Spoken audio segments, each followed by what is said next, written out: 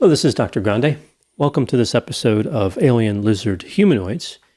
Tonight we're looking at the controversial case of Kyle Rittenhouse.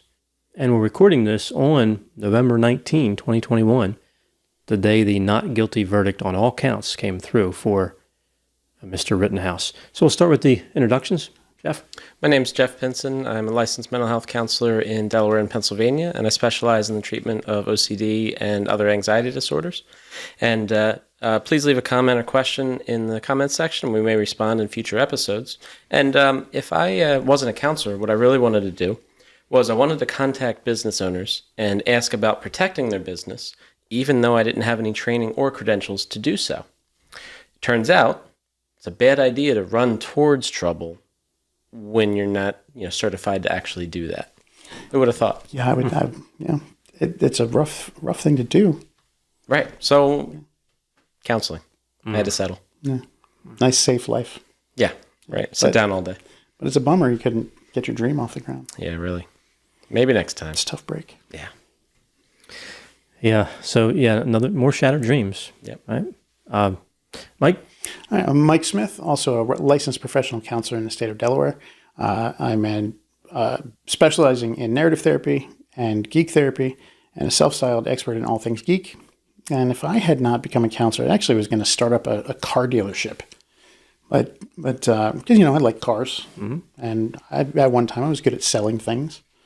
Unfortunately, car dealerships are really hard to get off the ground.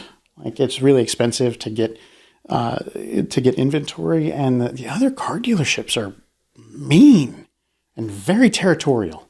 Protective. Yeah, they're very protective of their territory. Right? You try and start up a new car dealership in close proximity to another car dealership, and if you're not affiliated with them, they'll get injunctions on you.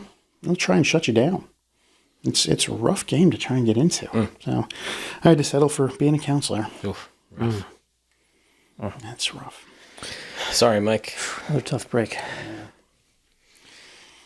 Anyway, I'm actually surprised that you knew the date.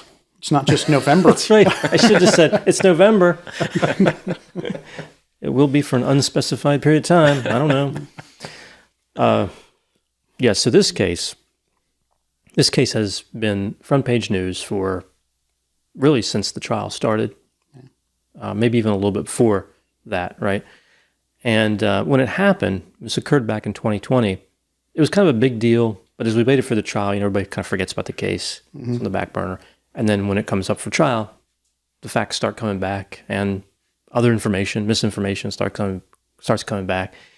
But it's kind of looked at with a new, people kind of wipe the glass clear and look at it anew. And I think some of the facts that came out in the trial surprised a lot of people, because the media had portrayed this in very much so one way back in 2020 when it first occurred, which, is the only way the media does. It's slanted to the left.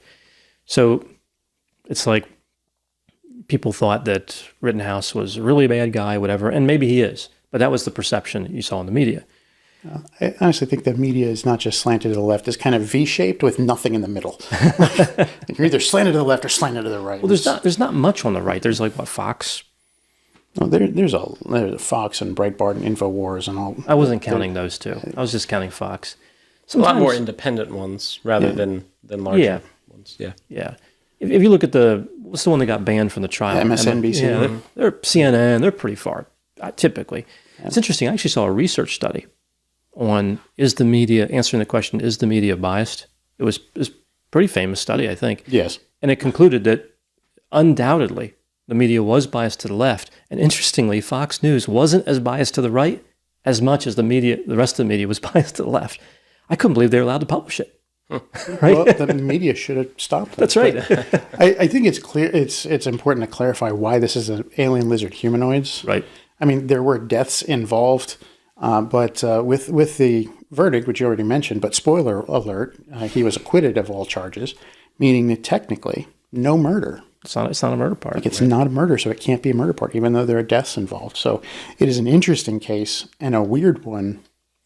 And a tragic one, too. And a very tragic one, but weird because of some of the reactions on the night of. And then some of the stuff that came up afterwards. Mm-hmm. Yeah, it definitely qualifies as strange as an alien lizard case. And I think the weird part about this whole case is from the very beginning, I think most or many people looked at this case, when they actually looked at the facts and thought, this is self-defense. Why is this going to trial? Then it goes to trial and you look at the testimony, you're like, this is self-defense. Why are we doing this? And then he gets acquitted on all counts, which is, I think, the only result that could have happened. I didn't really see this as much of a risk for a conviction, given the charges that were put out there. Given the charges that were put out there, I agree. But looking at some of the other things, there were ways that he could have been convicted. And I think that when it comes down to it, I'm just going to say there's bias on the part of the judge. And he was a little biased to Rittenhouse, I think. Yeah. Which I can live with, considering how corrupt law enforcement is. And I can live with judges that are a little biased. But then the prosecutor kind of just phoned it in. I don't know what he was doing there. We'll talk about some of his missteps, but he had many. Yeah. Many, starting with the charges that he filed. Yeah, well, preparation is the key to pretty much everything, right? And he didn't seem that prepared. He was very dependent on the video. And then we had the whole mix-up with the sending the wrong video. I don't know what happened there. But airdropping the video. And, I mean, just hearing them talk about airdropping things, and then, one had an Apple, one had an Android. And it's like, these guys sound like they're way out of their league here. Like, just talking about differences in phone operating systems. To be fair, the judge didn't seem to have a great handle on technology. Not at all. No, he didn't seem to have a great handle on many things. I believe he's 75. Judge Schroeder, 75. And I was reading a history on him, and it was talking about all these lawyers that had presented cases in front of him. And they're like, yeah, he's a little strange, and he's a little bit toward the defendant, but I kind of like that when I was defending people. They had like fond memories. It was like a nostalgia trip for them. But that kid set grounds for mistrial appeal. Oh, jeopardy's attached, right? I mean, once he's found not guilty, that's it. Acquittals can be appealed in case of gross negligence on the part of either a juror or a prosecutor or defense attorney. Gross negligence can still say, "Oh, that trial shouldn't have ever ended." Yeah, that would have to be. And on the judge, they'd have to really do a number of. They'd really have to be able to show that the judge was seriously negligent in what he was doing. I don't see it happening, but no. I mean, I think that situation would be like where the jury was on the take, like an Al Capone. Like, then I can see jeopardy not attaching. But by and large, when somebody's found not guilty, it's done. You have to let it go. You can't even really file other charges to try to get revenge. That's frowned upon. So when not guilty, he's done. Not guilty, he's walking. Now there could be civil liability, and well, I'm not. I was going to say I was reasonably sure there would be, but I'm not sure anybody is going to sue. I don't think that I don't think there's anything that they would get by suing. Yeah. Although in a civil court, I'm sure that he would be found responsible. It's 51%. It's a lot different standard preponderance of the evidence. So let's many people are familiar with this case, but let's do a brief summary to get started, kind of get the whole case in the one package. Jeff, because this was requested, no. I had to do it. I think that was a perfect suggestion. Do it. It's your job. I think the comment was it had to be a cheeky no, I think is what it was. We obviously have a lot of European or English viewers, so I was thankful for that comment. So so what started all of this? August 23rd, 2020. Jacob Blake is shot in the back 4 times by a white police officer in Kenosha. And Jacob Blake, of course, is black, and he was paralyzed from the waist down as a result. So there was protests after that, peaceful at first, and ultimately violent demonstrations occurred in Kenosha for days afterwards. So on August 25th, 2 days later, is when we see Kyle Rittenhouse in Kenosha. My understanding, and this may not be entirely true, but my understanding is he responded or saw a post on social media that brought him over there. And the post was about just patriots arming themselves, defending Kenosha, things like that. Kyle would say in an interview later that day that I believe he said it was his job to defend Kenosha, or to defend the area.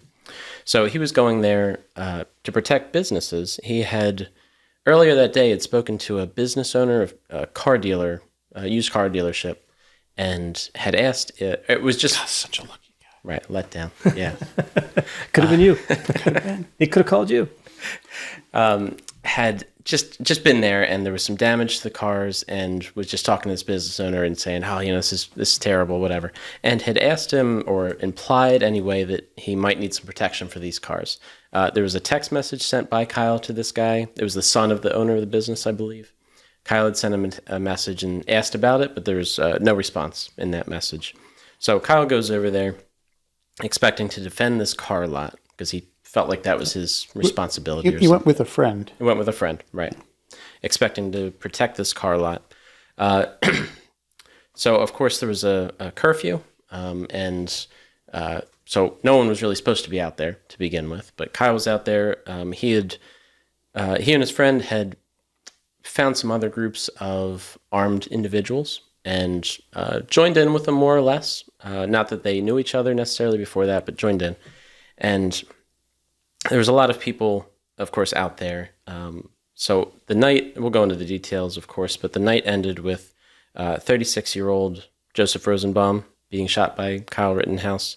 And then people were chasing him. 26-year-old Anthony Huber had hit Kyle with a skateboard, and Kyle had fatally shot him. And then the last one was Gage Grosskreutz. He was running towards Kyle. Kyle shot him, but it was not a fatal shot. It shot him in the right arm. The Joseph Rosenbaum was not armed. Anthony Huber had a skateboard, had hit him, and then Gage Grosskreutz was armed. So those are the general details. Of course, we know that he was found not guilty in the trial. That was just announced today. I actually didn't look specifically, but I didn't hear anything about any demonstrations that were occurring in Kenosha. Yeah, I checked right before we started and said everything was clear. Okay. I know that there was some protests, outside the courthouse and what have you, but hopefully that's not the case. Of course, people can be upset about it, and that's perfectly fine, but demonstrating about it in a violent way, of course, would be counterproductive. Yeah, I know this case has a lot of eyes on it for a lot of different reasons, and there's a lot of heavy emotions invested in it. And I think unfairly. I think because of the connection it has to the Black Lives Matter movement and the difference between police and the systemic racism that's built into the system. That's gotten to be really a big part of what people are seeing in this case. But honestly, it's peripheral. And it can point out a lot of areas where the system is flawed, mm-hmm. and where there is some of the systematic racism or systemic racism. Like if Kyle Rittenhouse had been Black, would he have been acquitted? I mean, there are many people who would say emphatically no. Right. If he was Black, he would have been convicted of murder, no matter if the events were exactly the same. And wouldn't have been able to walk past the police like he did. Right. At the end when he was appearing to surrender, had his arms up. Yeah. I mean, that's one of the biggest moments that the media showed, like when it first happened, right? Like that's the big picture, is like Kyle Rittenhouse, hands up, AR-15 across his chest, walking towards police, and police just rolling on past him. Mm. Like, this kid has just shot 3 people, and police have a call for an active shooter in that area. They see a kid walking towards him with hands up and a gun, and they just roll on past. Like, Kyle was not arrested that night. He turned himself in the next day. Mm-hmm. In Illinois. Yeah. Right. Yeah. I think this is a case where there's not a lot of room for projection, but people have projected anyway. Right. Because it has a peripheral connection to a very divisive political stance and very divisive topic in general. But this case is actually, when you look into it, it's not about that. It has very little to do with that at all. It's actually a stunningly simple case considering how complex it looks like when you first look at it. You got 3 different people. I think he fired 8 shots because he claims he fired 2 shots at somebody and didn't strike them, if I'm not mistaken. But there is no complaining witness, I guess, for that. Right. So 6 shots fired that impacted a human. And, you have the protests or riots, depending on, political camp, I guess. No, I always look at it as like there were protests during the day and then they became riots. That's what 90% of the time happened with riots. And in most cities, it was there's relatively peaceful protests. And then there's escalation either because police escalate or because the police become present and then protesters escalate. And then once the escalation happens, the looters and the rioters come out of the woodwork and go, chaos! And they start throwing things and burning things. And it becomes complete and total chaos. Yeah. And that's where Kenosha was at that point. You had looting, you had people setting things on fire. I think it was Joseph Rosenbaum who actually set a trailer on fire. And the prosecutor was talking about how he wanted to convict him for that, but he was dead. And of course, Rosenbaum had a terrible criminal history, like really bad. We won't go into all the detail, but it was bad. And Huber had a pretty bad criminal history too. Yeah. Kicking a minor, strangling a minor. These are not nice people. Kreutz, I think that's how you pronounce his name. He's a little different. He seemed to be more helpful. He had like medical gear and he went to many riots, but he was technically carrying a gun without a valid permit. He had let it lapse. But I'm not aware of any other criminality. And it's not clear if that would be a crime or one of those things where you just have to renew it, like if you give a grace period. Mm-hmm. Most states do not give you a grace period for that. But I'd also be surprised if somebody got caught doing that, they would actually be convicted. I mean, it's pretty Mickey Mouse. Mm-hmm. If you have a permit, they trusted you, and if you let it expire, it's not like it's passive. Sure. Right. It's very, and it can be like, oh, I wasn't aware that it had expired. Can I renew it? It's like these state line violations where people they forget that they're driving out of state and their gun is with them. Mm-hmm. New Jersey is the only place I've ever heard of that will convict people for that, because New Jersey is like a different planet, different galaxy.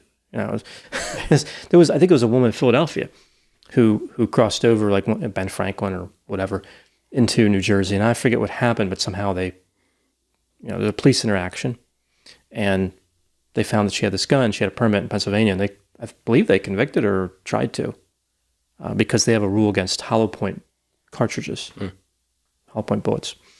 Yeah. So either way, Gage Grosskreutz seems like an exception. The two with the extensive criminal histories would be, right, or any criminal history, would be Rosenbaum and Huber. So you have a very stark view, right? I think this is one of these cases that polarized pretty clearly. People on the right see Rittenhouse as a hero, poster child of what they believe, fighting the rioters, restoring order to a lawless Wisconsin, and the liberals who look at Rosenbaum and Huber as misunderstood criminals who were trying to get their lives back on track that very night.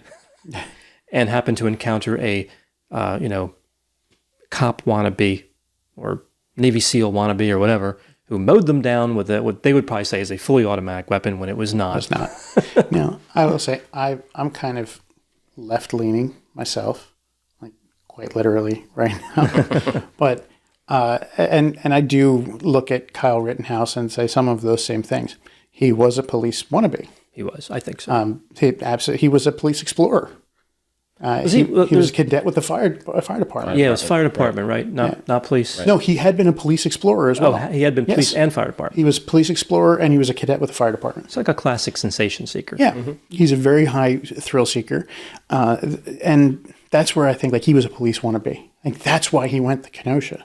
That's why he made the statement about it's our job to protect it, because he really was. And to the side of the right, he was trying to be a police officer. He was trying to fight for for liberty and fight to restore order. The problem is that wasn't his job.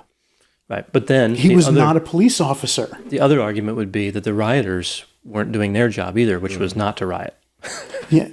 So is the answer to law, and this is, I think, at the core of the question for a lot of people, is the answer to lawlessness for people like Rittenhouse, or even people, older and more mature, and Right. to just stay home and hide? That's I think at the heart. I think that's what people believed. Some people believe the verdict answered. Right. I'm of two minds with it when it comes to Rittenhouse, though, because there's an aspect where I'm like, okay, he did have some good intentions, and if he had voiced those intentions as a priority, then I wouldn't even be like, I would be like in the camp of it was completely self-defense. If he had said, I'm here with my med kit to, render aid to anybody who needs it. I'm here to tend to wounds because, that's why I'm here. I just have this gun for self-defense because I know it's dangerous out there. Yeah. I would have been like, it was self-defense 100% of the time. But the fact that he said, it's our job to protect this business means he was acting as a police. He was trying to act as law enforcement, not as a person rendering aid to others. And he even used some of the police jargon when he said it. He's like, I'm going to put myself in harm's way. Right. And Grosskreutz was trying to help people, and he concealed his weapon. Maybe he shouldn't have been because of the permit issue, but he didn't look like he was trying to say, hey, look at me, I have a gun. Mm-hmm. Yeah, he wasn't in paramilitary kind of outfit. Right. Like that was the olive green shirt and the cargo camo pants with the 1-point harness. There's not much more tactical than that, other than putting on a bulletproof vest. Yeah, a helmet, which he had, but he gave to a friend. Like, I'm not going to need it. Yeah, I think it's important for everyone, but part of our job as counselors is to be unbiased, right? And so I think that plays a lot into things like this. I really think it's to check our bias, not to be unbiased, but to check our bias. Fair enough. But, to separate our personal feelings toward Kyle from, having his right to have a fair trial, right? And so, I don't really like Kyle. I don't think he stands for a lot of good things. I don't think he should have been there. I don't think he should have had a weapon. I don't think he should have been... I don't think he had any right to have it. I think they could have challenged that law, like the kind of loophole that they found, more or less. And I don't think he should have been there. But at the end of the day, if we can look at him in a more unbiased way, I think it helps everyone and not attach emotions to it.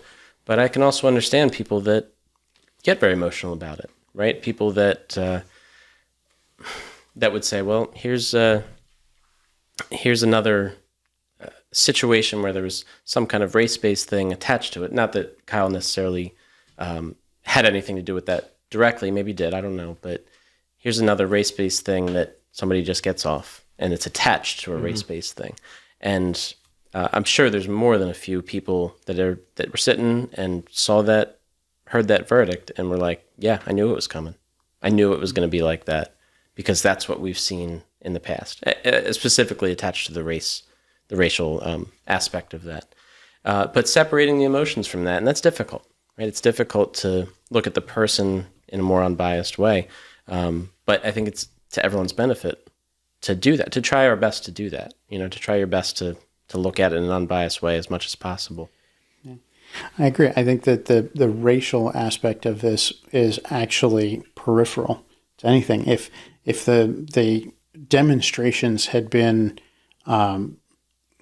union-based, right? Like union demonstrations that became riots, and he'd gone out there, nobody would be saying anything about, oh, he's anti-riot. But because or he's anti-union. Right. They might be saying he's anti-riot because, kind of was, but but they wouldn't be saying he's anti-union because he went out and shot people. Like if the exact same events had happened, but the protests had been based on a different topic, it wouldn't be I don't think it would be as divisive. This isn't like the Ahmaud Arbery case, which is clearly racially motivated, but they're also trying to use self-defense. And I don't see that one working. I really cross my fingers and hope that one doesn't I don't think it's going good for them so far, but you never know with trials. Right. I mean, I thought the George Floyd case was pretty clear, and it turned out there was a conviction. And of course, we're going to see what happens with the other officers at some point here. I think that there are cases where you can say, look, there's injustice, like George Floyd is a good example, and you have a lot of ground to stand on. Like that was very clear. Absolutely. There are other cases where it doesn't really seem to be about race, to your point, and yet I think, and Rittenhouse is one of those cases, I believe, but yet it's kind of become about that and become about systemic injustice and not so much about the particular facts. It's almost like people don't even want to know the facts, right? Like, don't clutter my mind with those facts. I already made up my mind. But, Darlie Rotier, that case always reminds me of this. You see a lot of people they're not interested in the actual facts of that case. Right. She's definitely innocent or she's definitely guilty. Now, you could, I think, make a good argument either way, but it's one of those, Betty Broderick, another one. It was an emotional reaction. She pretty much admitted she did it, right? She said she had the gun. She shot. Right. Yeah. Pretty proud of it, too. Yeah, I mean... And to this day, refuses to back down from that. Yeah. I guess you could say more than admit. Like, yeah, like you said, she's proud. It was her privilege to commit double homicide. Yeah, so I think the bias issue, the checking the bias, the controlling for the bias, being aware of the bias, would be to look at the actual facts and try to decide it just based on the evidence that the jury had, or even all the evidence. And I don't see a guilty anywhere in there. And I've looked. The case, the closing argument and all the other arguments by the prosecutor was, cross-examination, direct, of witnesses. I was looking for okay, this is the state wanting to put someone in prison for life. Show me what you got. I'm open to hearing it. And I think his name was it Binger? Yeah. He just kept, not literally, but just falling on the ground. Like he wasn't going anywhere. Like he was like that boxer, just like somehow punches himself. His opponent just whips right past his face and he falls down like hot shots. Yeah. There's a pause and then there's a pause and he just falls down. I really do think that he kind of, and I think it was an unconscious thing. I don't think it was something he consciously said, I'm going to throw this case. But I think that he looked and said, there's a 17-year-old white kid, and if I convict him, he's going to jail for the rest of his life. And I don't think that I can do that. See, I read Binger as desperately wanting to get a conviction. That's how I read him. It's hard to, See, I read that. That's a thing. I read that too in the swagger he was holding. I almost a desperate to do this. But then at every step he fell down, and no prosecutor gets to the point where they're trying capital cases with that kind of stupidity. Yeah. Well, and then he tried to introduce something the judge had clearly thrown out, and he got yelled at. And Schroeder was right. I mean, that was already ruled. It was no question. It wasn't a gray. He didn't say, I'm not really sure. If you want to, go ahead. He said no. And Binger tried to sneak it right in there. I think it was Binger. Maybe it was the other guy or Binger. No, it was Binger. She snuck it in there. I think it was Binger. Yeah. And they tried to bring me. I don't remember what the piece of evidence was, but yeah, Schroeder clearly said in pretrial motions, no, you can't use this, and he still tried to enter it in. Yeah, I think it was something with the whole white supremacy argument or something like that. It might have been. Yeah. I think you were talking about Binger and how. Sorry, I was just trying to remember what you had said there. So you were talking about Binger and how he, desperation, how he was desperate. You felt like he was desperate. And it definitely seemed like that because he seemed like he had some arguments that he felt he was going to succeed on. And didn't really seem to have a backup for it. Utterly unprepared for what could possibly happen. And I imagine that the job of being an attorney is very difficult, right? And not many people want to do it. But you got to have the right stuff to do it, and being able to come at things from all angles and just fight your case to the death. That's what it takes to be an attorney. And I didn't see any of that. I didn't see any of that resolve to be like, I'm going to try whatever it takes to get there. It was more like, didn't do that one? All right, I'm going to give up. I felt like he didn't have any finesse. One of the points where I kind of realized that his case was on fire was when, in a bad way, like a dumpster fire, was when he was questioned. It was on cross, Now, cross of the defendant is a huge opportunity for. That's like, I think probably most prosecutors live for that moment. Yeah. Like, oh, they're going to testify. I'm going to get them. Mm-hmm. I'm going to wipe out all the gains on direct and gain something for the state. Yeah. And he went on this like moralistic rant almost, or dialogue about Kyle not having a driver's license. Oh, so you drove anyway. Like, that's not a capital offense. Like, I get it. You shouldn't drive without a license, but it just wasn't that exciting. Mm-hmm. And I think when you seem petty, that was petty, right? For the state to be interested in that charge was petty. And I think, jurors look at something like that and think, this guy's got nothing. He's got nothing. We're going to convict him of murder. We're on the fence. But you know what pushed us over the edge? That driver's license thing. That is no way. Trial's over. Everyone go home. It's just. But my favorite part was the arson thing, where he was. You could just see him. He kind of like got lost in his head, like he was fantasizing about prosecuting this dead guy for arson. He just couldn't let it go.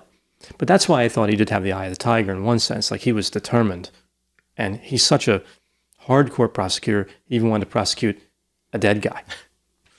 That's pretty serious. Yeah. Yeah.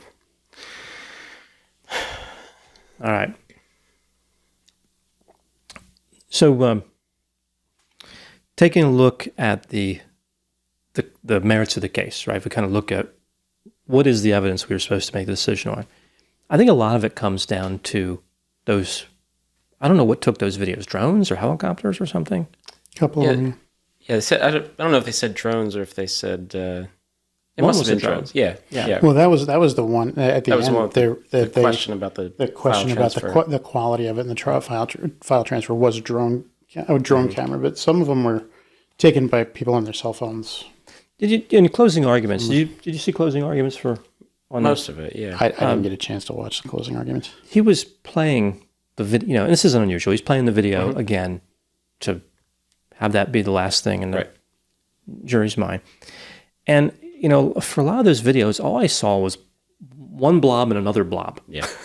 Right? It's like, that blob is evil and he has intent. I'm like, it's just a blob. Like, where are you getting? Like, I don't get it. And if I'm feeling that way, I would think the jury's kind of looking at that as too. Like, where do we see a gun being pointed? Mm-hmm. And he was insistent that Rittenhouse raised the AR-15 and pointed at people in the crowd and at Rosenbaum and at Huber. Can you show me? I didn't see that. Now I know I use the word doctored. I don't know if that's accurate, but they modified the video. Did they definitely? I think they enhanced it. And that's what the judge, right, with the iPad thing and all that. Yeah, and the judge went like a 15-minute speech with his phone, and he's like, when I blow something up, I'm like, we already knew. You didn't have to do the whole 15 minutes. When you blow something up, the pixels don't get any clearer. And he's showing you his phone. Right. like somebody's going to be able to see it or something. Yeah. Well, that was his point. Right. Because he took, I think the judge said he took pictures of his text messages, and then, because he didn't know how to save them. Okay. And he blew them up, and they don't get any clearer. So how can this video be any clearer? Right. And he's like, well, who knows? Maybe there's some scientific way, but he had a good point.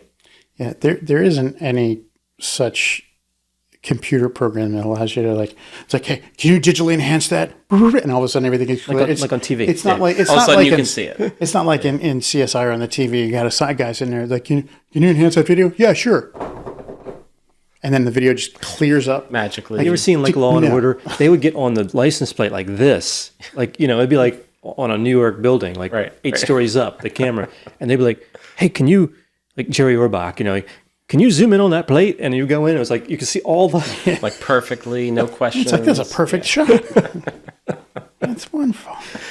Jerry Orbach was great in Law and Order. That kind of thing always reminds me of the first Taken movie, where he's got this flip phone, and of course it's got a terrible camera on it, no doubt about it. I think it was a flip phone, or he's got some kind of terrible camera, and he looked at the reflection of something to find the license plate of the people that had taken his daughter. I think it was a reflection. It was super far away or something. It was in the background or something. And I'd always think about it, I'm like, wait a minute. You guys are hinging this whole movie on him finding that. And this is early 2000s or late 90s, whatever it is. And you're like, You're telling me you have a camera good enough to do something like that in like the far distance, or a reflection or whatever it was? I think it was a reflection in a mirror. And it was like this, like, I know it's a movie. All right, I'll give them that. But some of the things they come up with, it's like, you couldn't do any better than that? Like, just give us something that's even a little bit believable. 2008. But Was it 2008? Thanks for clearing that up. Not late 90s. 2008. I was 10 years early. Just before the smartphone thing really right. hit. Like, if it was a smartphone, You'd have maybe a fighting chance of that. people, you might, but Don't they have I mean, 8K smartphones Oh, now? yeah, if it was like my phone, it was like the 100 megapixel camera on this thing. Like, it's insane. You could do it with that, but the phone that he had, Right. yeah, no, that wasn't going to happen. Oh, boy. He may have a particular set of skills, but enhancing images from a terrible camera phone is not one of them. Not one of them. I remember in the early 2000s, Apparently, it is. Apparently it is, right? when digital cameras were relatively new. I went to buy one at like Circuit City, Best Buy, one of the whatever, all kind of the same. And there was some salesman there, and I'm like, I want the most, the highest megapixels that I can get. I know it's going to improve. And the phone, the camera I bought was a Samsung, and it was 4 megapixels. And that was like not the best, but pretty close at the time. And the guy's like, we're never going to have more than this. I'm like, well, I wouldn't say that. I mean, it seems like they're always going up. No, who needs more than that? What are you doing with this camera? You have to have more than that. I'm like, I'm pretty sure it's going to go up, but I'll just buy it anyway because I know I need it. And but yeah, that was like 4 megapixel. Wow. Yeah. Wow. Yeah, right. What zoom could in. you? I mean, just like computers, who would ever need more than 512 megabytes of RAM? Who's going to need more than that? Right. That's half a gig. Who's going to need more than that? Right. Everybody. Everybody's going to need more than that. Well, I think that in a few years we'll be throwing out the word terabyte like we throw around gigabyte now. Yeah, for sure. Especially as video resolution keeps going up. It takes up a lot more space. Like 4K takes up way more than HD. And I don't even know. I don't have an 8K camera, but they make them. They're out there. I don't know what you can do with it because you can't upload anywhere to 8K, I don't think. But I guess someday. Yeah. They'll get there. So let's go through the circumstances of what happened here in this case. This case really, the gun charge was out, right? 6 charges, that one was out. The reckless endanger or whatever, but not going to worry about that. This was really about 2 alleged murders and 1 alleged attempted murder. It was 3 times he fired his weapon. It pretty much just comes down to that because the endangerment charges were tied to him firing the weapon. Right. So if he was justified in shooting it, I don't really see how you're going to get the conviction on, and they didn't, of endangerment. But I think Binger was trying to make that argument. It didn't matter if he was guilty of the murder, it still had him on the endangering. I didn't see that. How's that work? It was one of those, like, Binger, like, he didn't have a good coherent argument. That's the thing. Like, his strategy was, like, I don't know what he was trying, like in pretrial motions when he was trying to get in one particular image, he used the term vigilante. And it's like he's going to try and set up this, like this whole thing about his state of mind was vigilante. Like, he went there to be a vigilante. And then when the judge was like, no, you can't bring that in, it's prejudicial and it has nothing to do with what happened that night. It's like Binger just went, well, there's my whole case gone. I don't know what to do now. like there were other things, other resources he could have gone to get that same result, like that same tactic of prove he was a vigilante, prove that he was trying to be a cop, but he wasn't a cop, and you can get self-defense thrown out. Yeah, or the provocation was his whole thing was the provocation. Yeah. I think I think he went with the provocation, but he should have gone with the vigilantism. Because if he could show that he's there as a vigilante, all night he's there as a vigilante, then all night he's there, his presence in Kenosha makes him a vigilante, he's committing a crime. Because in Wisconsin, vigilantism is illegal. There's an article I read as I was researching for this from 2019, where the Wisconsin Attorney General reminded the general public that vigilantism is illegal. Yeah, what's the definition of it, though? I mean, he was armed, which he was allowed to be. He was in Kenosha, which he was allowed to be. It's What action makes him a vigilante, or would make him one? give me. I closed that window.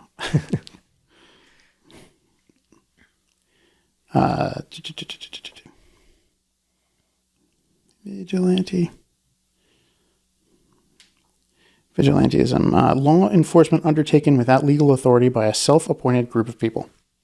Yeah, so you have to enforce the law. Yeah. Which I don't think he did. Right? He didn't enforce the law. He was by saying like it's our job to protect this business. Those are words, though. Yeah. What did he do?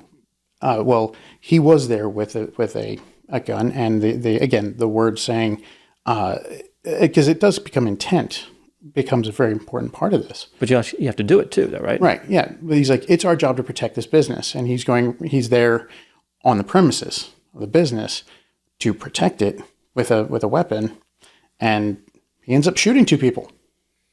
Right. You'd have to tie them to the law enforcement behavior. Yeah. Yeah.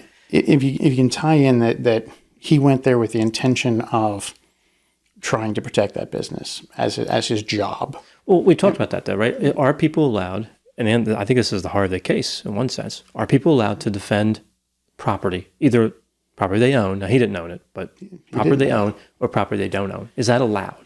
And that's, I think, what would have been the question for the jury in this case. And I think that would have been the most pertinent question for the jury. Was he acting as a vigilante at that time? Was he acting as a police officer? Was he trying to act as a police officer? Because if he was trying to act as a police officer, then he was committing a crime. And in Wisconsin, at least, if you're committing a crime and you kill someone, you can't claim self-defense. The privilege of self-defense is removed. And if he could, then that would have been a much, much bigger argument. And a little bit more sound, and would have had a little bit better chance of getting a conviction.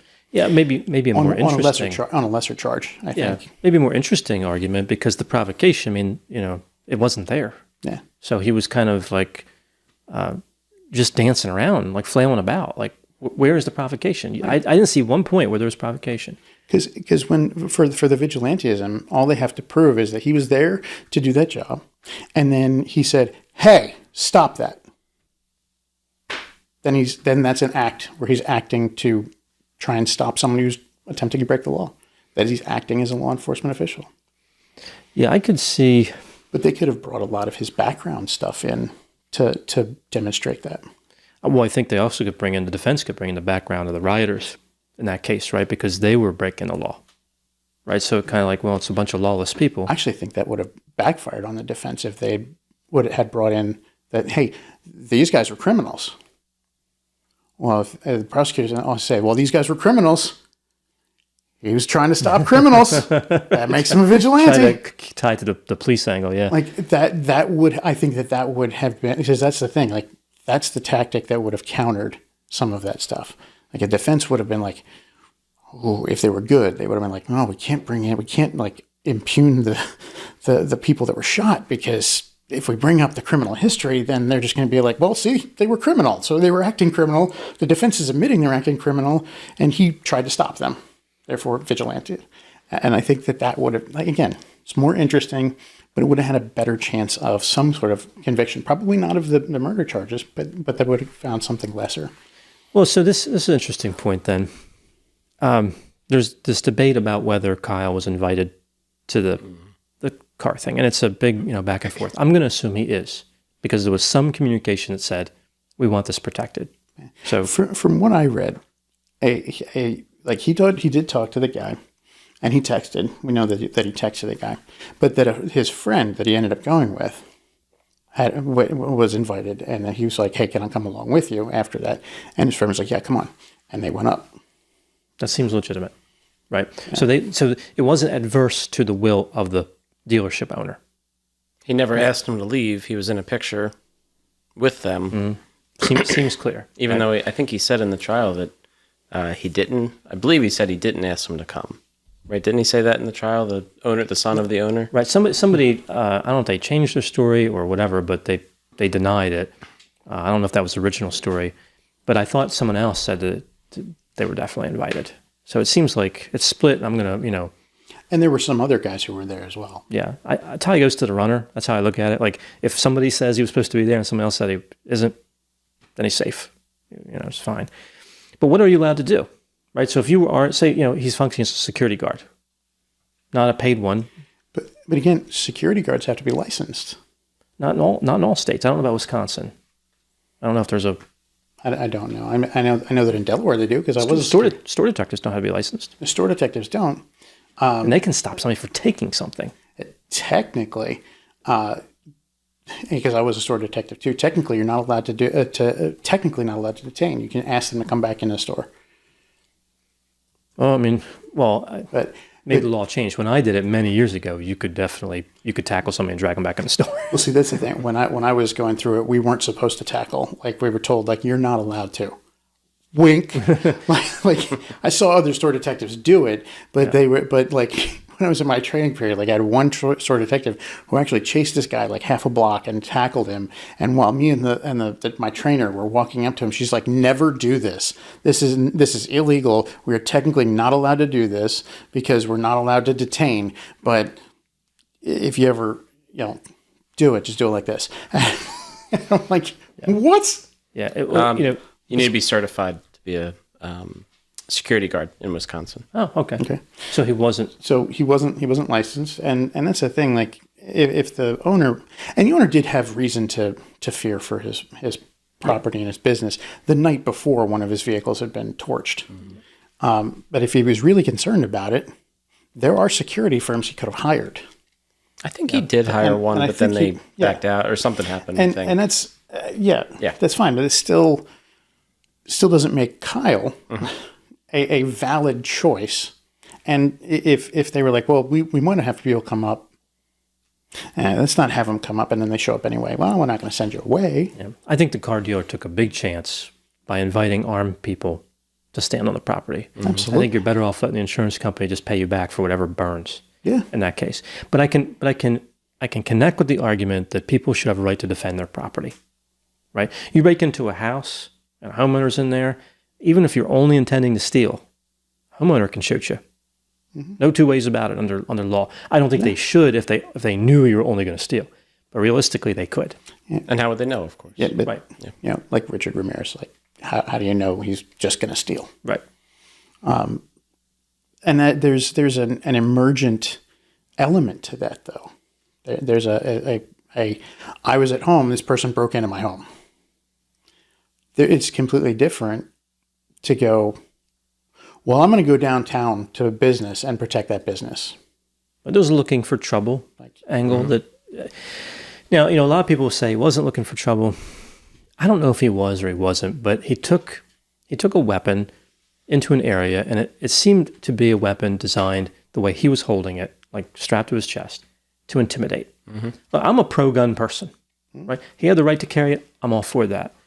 But you never want, well, first of all, the best way is to conceal when you legally can, right? That's your advantage in self-defense, not showing people the weapon. But a weapon should never be used to intimidate. And there's this sense that I think he was trying to do that. Mm-hmm. Like, look, I have this AR-15, and if I shot you, that would be bad. It sends a message. Yeah, it does. And I think that's an area where if we're going for the vigilante angle, the prosecutor would be like, and there's the provocation. Like we also have provocation because he's in an intimidating situation. Like he's going there looking for trouble, and he's dressed in a way that is provocative. It's going to provoke a reaction. It's a uniform-esque kind of thing. It's a style choice designed to evoke an image of military. Right. He should have gone with the tie-dye shirt and the shorts. If he'd gone with tie-dye shirt and shorts and had like a 30-06 hunting rifle, just kind of like over his shoulder, that would have been completely like, yeah, he's got a gun and it's there, but it's there. You can't hide a rifle like that. But he'd have had a gun. He'd have been able to protect, but he wouldn't have stood out as being in uniform. But the whole look, as we talked about, like the green shirt and the camo cargo pants, Like that's a classic military look. I don't feel he Add in the 1-point harness and the AR-15.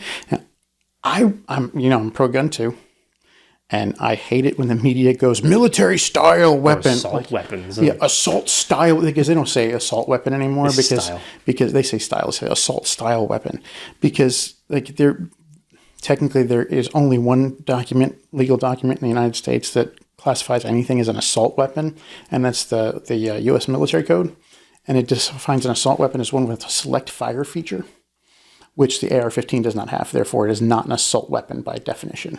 It's semi-automatic. It's semi-automatic. Yeah, one pull of the trigger per shot. Lets loose one round. Yeah. Unlike select fire, which would give you an automatic setting, which means you pull the trigger and it just keeps firing until it's empty. I think now this is AR-15, which is like an M4, but the M16, I believe, has a three shots, select fire. So you have single fire, 3-round burst. 3-round burst and fully automatic. Yeah, which is really the only way you can hit something with like an M16. Yeah. The 3-round burst, you can do it, but fully automatic, it's like a garden hose. Spray and pray. That's when the term comes up, spray and pray. But the when you combine it with the clothing style, the style of the AR-15 becomes militaristic. Like in most cases, I say the AR is an AR. It looks the way it does. Most gun owners who have ARs customize theirs heavily. I've seen ARs that have wooden stocks. Mm. You can make them look like they're beautiful. You can make them look like it's not even an AR. Mm-hmm. Yeah, but when it looks like an AR, when it looks like an M16, then and you combine it with the militaristic style of clothing, it becomes a militaristic style weapon. And when you're holding on a 1-point harness on your front, and you're walking around a riot zone with your hand, he was also wearing gloves. Right. Which, okay, gloves for medical circumstances are great, but as any medic will tell you, you put new gloves on. Don't just walk around wearing gloves. Let me touch you with my hands. Have been everywhere. My hands have been everywhere. But he's, there are images of him like with the gloves on and like holding the gun. Like his finger's not on the trigger, but he's holding it like this. Like he's at a tactical, almost like half ready stance, which all he just needs to do to boom, boom, boom, boom, and he's ready to fire. What was that movie about the sniper? The famous, I think it was something Bradley. Bradley Cooper? Yeah, played the guy. Chris something, was that the guy's Chris name? Kyle? Yeah, Chris. I think it was you're right. Chris Kyle. Yeah. Who apparently was not truthful. I did a video about him some time ago. He made up a lot of stuff. It's not really clear what he did, although he was, I think, a very good sniper. But in that movie, you see a lot of people holding the gun like that. Not so much him, because he has a variety of weapons, but the people holding the M4, the M16. American Sniper, by the way. American Sniper, yeah. 2014. Yeah. He made claims that he climbed up in a stadium and shot people during a riot, and never happened. He made false statements about Jesse Ventura, saying he beat him up in a bar. It never happened. So he had some issues there. But yeah, in that movie, you can see a lot of people holding a weapon like that. Yeah, right? They're ready for people to jump out and yeah. So I mean, there's a point at which it could be argued that the way he was holding himself, the way he was dressed, is provocative, is going to provoke a reaction that could lead to violence in a situation where there are violent people. It could be argued that it did, but that's not the argument. But that would have been, to me, if I was a prosecutor, that would have been a secondary argument. That would have been like, he's a vigilante, and these are proof that he was a vigilante, but this also is provocation. So there's a double whammy on why you shouldn't do self-defense to the jury, and let them decide whether they believe that he was there for that purpose, to try and be a law enforcement agent, or whether he wasn't. So let's look at the events. So we've established that he was there legally, but it was not a smart move. Mm-hmm. And I think a move not flattering to a pro-gun stance, in my opinion. He's not a good representative of a responsible gun owner. No. As somebody who's pro-gun, I like to see guns protected for future generations. His behavior's not helping. Mm-hmm. He's not part of the solution of that. Responsible, safe gun ownership is the answer, not running around a riot with a gun. And having a teenager being the one that you're looking to generally not a good idea. Teenagers make bad decisions. No, he's no hero. He's no hero, and it worries me that now, like, I think this verdict was what had to happen, but it worries me the interpretation of the verdict will be, let's make him a hero for, like, the pro-gun movement. No, he's actually an example of what not to do. Yeah, he's a don't do this. Don't do this. Even the technically, he had a friend who was over 18 purchase that AR for him. It's like he didn't even purchase it legally. That was part of the argument was that the prosecutor was trying to make, that Binger was trying to make. Hey, he didn't buy the gun legally. Like, it was a straw purchase. Like, somebody else bought the gun and gave it to him, and it wasn't like a gift. Like, which is a legal thing to do. If an adult wants to buy a gun for their kid, they perfectly can do that and give it to him. But it wasn't like his father bought it for him. It was he asked a friend to purchase this gun for him, and that's what and gave him the money was to do so. Yeah, right. And that's what Binger was going to try and say was like, that's what makes it illegal. That's why he shouldn't have had it. It was illegal for him to have that. But ultimately, the judge threw that charge out because the length of the barrel was what is important. It's not illegal for someone under the age of 18 to be in possession of a long-barreled rifle in Wisconsin for hunting reasons. And I'm perfectly fine with that. Like, if that law didn't exist, then you couldn't have, a kid go out with their father hunting. And for many, many years, that was how people got their food. Yeah. I think he used the law intended for one thing to do something else. Yeah. Right. And then Schroeder was not having it. Right. So let's look at the first instance. So this was Joseph Rosenbaum, right? And the prosecutor, I've talked about this. The prosecutor kind of tried to paint Rosenbaum as like a low-level criminal, right? Like, he was not really doing anything that night. He set some stuff on fire, and I would have prosecuted him, but other than that felony prosecution, he was a nice guy. And then there was a confrontation at a gas station where I think he called him a little dog. This was what the prosecutor said. He's like a little dog, like barking away. This is like your murder victim, right? Like, doesn't seem flattering, but it's kind of suggesting that because he was a shorter person, he wasn't dangerous, right? He failed to mention he had been in prison for most of his adult life. But, I guess this must have slipped his mind. Yeah, he was trying to downplay that. And I think partially because it worked, because telling the jury that Rosenbaum was a criminal, it was prejudicial. Like, he's a criminal, so why should we feel bad for him? Right, yeah. Right. But we shouldn't be killing criminals either. Like, that's a thing that I've had an issue with. Some people are like, well, cops shouldn't be killing innocent people. No, they shouldn't. But they shouldn't be killing bad people either. Like, they're not judge, jury, and executioner. And but it does prejudice. People do become prejudiced by that. Oh, he's a criminal. Their level of caring kind of goes down a little bit. I think he was trying to get in front of the defense, which of course would make a big deal for Rosenbaum. Like I said, if he'd gone with the vigilante side of it, he could have brought that up and had it work in his favor. Maybe he could have tempered that a little bit. Yeah. He could have had it work in his favor that, Rosenbaum was a criminal. He was a bad guy. But he didn't deserve to be killed by a wannabe cop. Like, that would have been a more cogent argument than what he ended up with. Binger should have accepted the fact that Rosenbaum and Huber are both criminals. Work with that. Lean into it. Yeah, exactly. So we know that Rosenbaum was having a bad time, right? So he went to prison originally for terrible offenses against children, multiple, like 4 or 5 or something. Really bad stuff.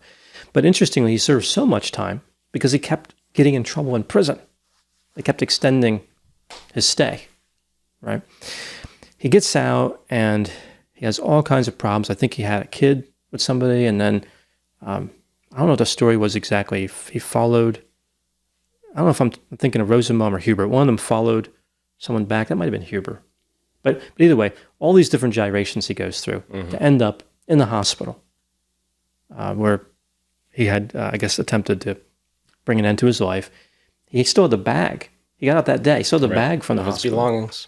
Right. He threw it after retrieving it at the gas station. Right. When he dropped it, he threw it at Rittenhouse when he was chasing him. But what caused him, if anything, to chase Kyle? That was debated heavily, right? Did Kyle point his weapon? Was Kyle trying to put out a fire? That's the big story, I think, is had a fire extinguisher, tried to put out a dumpster fire. Right. And Rosenbaum didn't like that because he was pro-fire, I guess. I don't know. Well, allegedly he was an arsonist. Yeah. He would have been convicted of it, I guess. He would have been prosecuted for it at least if he'd lived. I mean, you see video of Rosenbaum just egging on the ones that were armed, like all throughout the night, and saying stuff like, I think he said something like, just shoot me now or something like that. So he definitely had it out for the armed individuals, is what it seemed from the videos. And I think they called him, there was a word that they used, but they're just saying that he was like just out there, who's so like energetic or something, that he was just like really taunting people a lot. So it seemed like he just didn't want, he had something against maybe the people that were armed, is what it seemed, just from what those videos seemed to be showing. Yeah. So he had said before, and I think they just claimed this, I don't know that there's video of it, but he claimed before that he was going to kill Kyle, I think is what it is. There had been some kind of incident there. I think Kyle said that he threatened him and other people. Yeah. Which, looking at the video you do have of Rosenbaum, I'm not really surprised. Yeah. Given, and this is what I thought as soon as I heard about it, given he was just coming out of the hospital from an attempt to, right. He had bipolar disorder. And himself. And, knowing that he was, trying to provoke armed individuals, it's entirely possible he was actively trying to get somebody else to take him out. So he picks the weak one out of the herd, right, and he chases him down, and he finally catches one who's by himself. Mm-hmm. Like this one's armed, he's by himself. I'm going to run at him and provoke him physically, get him in an altercation, and that'll. Yeah, and he lets himself go. Like that wouldn't surprise me if that was kind of the impulsive. Where was he going? Point. Like that's what I was wondering. You listen to Binger, right? Binger's like, well, he's not even close. You could fit an aircraft carrier. He didn't say that, but you could. There's all this space. He said he wasn't even an arm's length.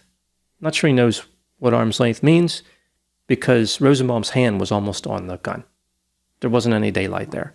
And Kyle in his testimony said that he was afraid that he would grab the gun and take it from him and then use it against him. Right. And the pathologist, I think, for the defense said that Rosenbaum's injuries were consistent with someone who had his hand on the barrel of the gun, I believe. Yeah, it was kind of, Binger tried to say that it was not the right angle, like the way the bullet went in, but his hand was in front of the barrel, right? I mean, it wasn't like a mile away. It was right there when he got shot. It seems pretty clear he was trying to grab the end of the gun. But what was he going to do? Binger said, essentially kind of implied, that Rittenhouse should just let it play out. You had the strap, pull the gun back, keep running. Rosenbaum was literally trying to grab the gun.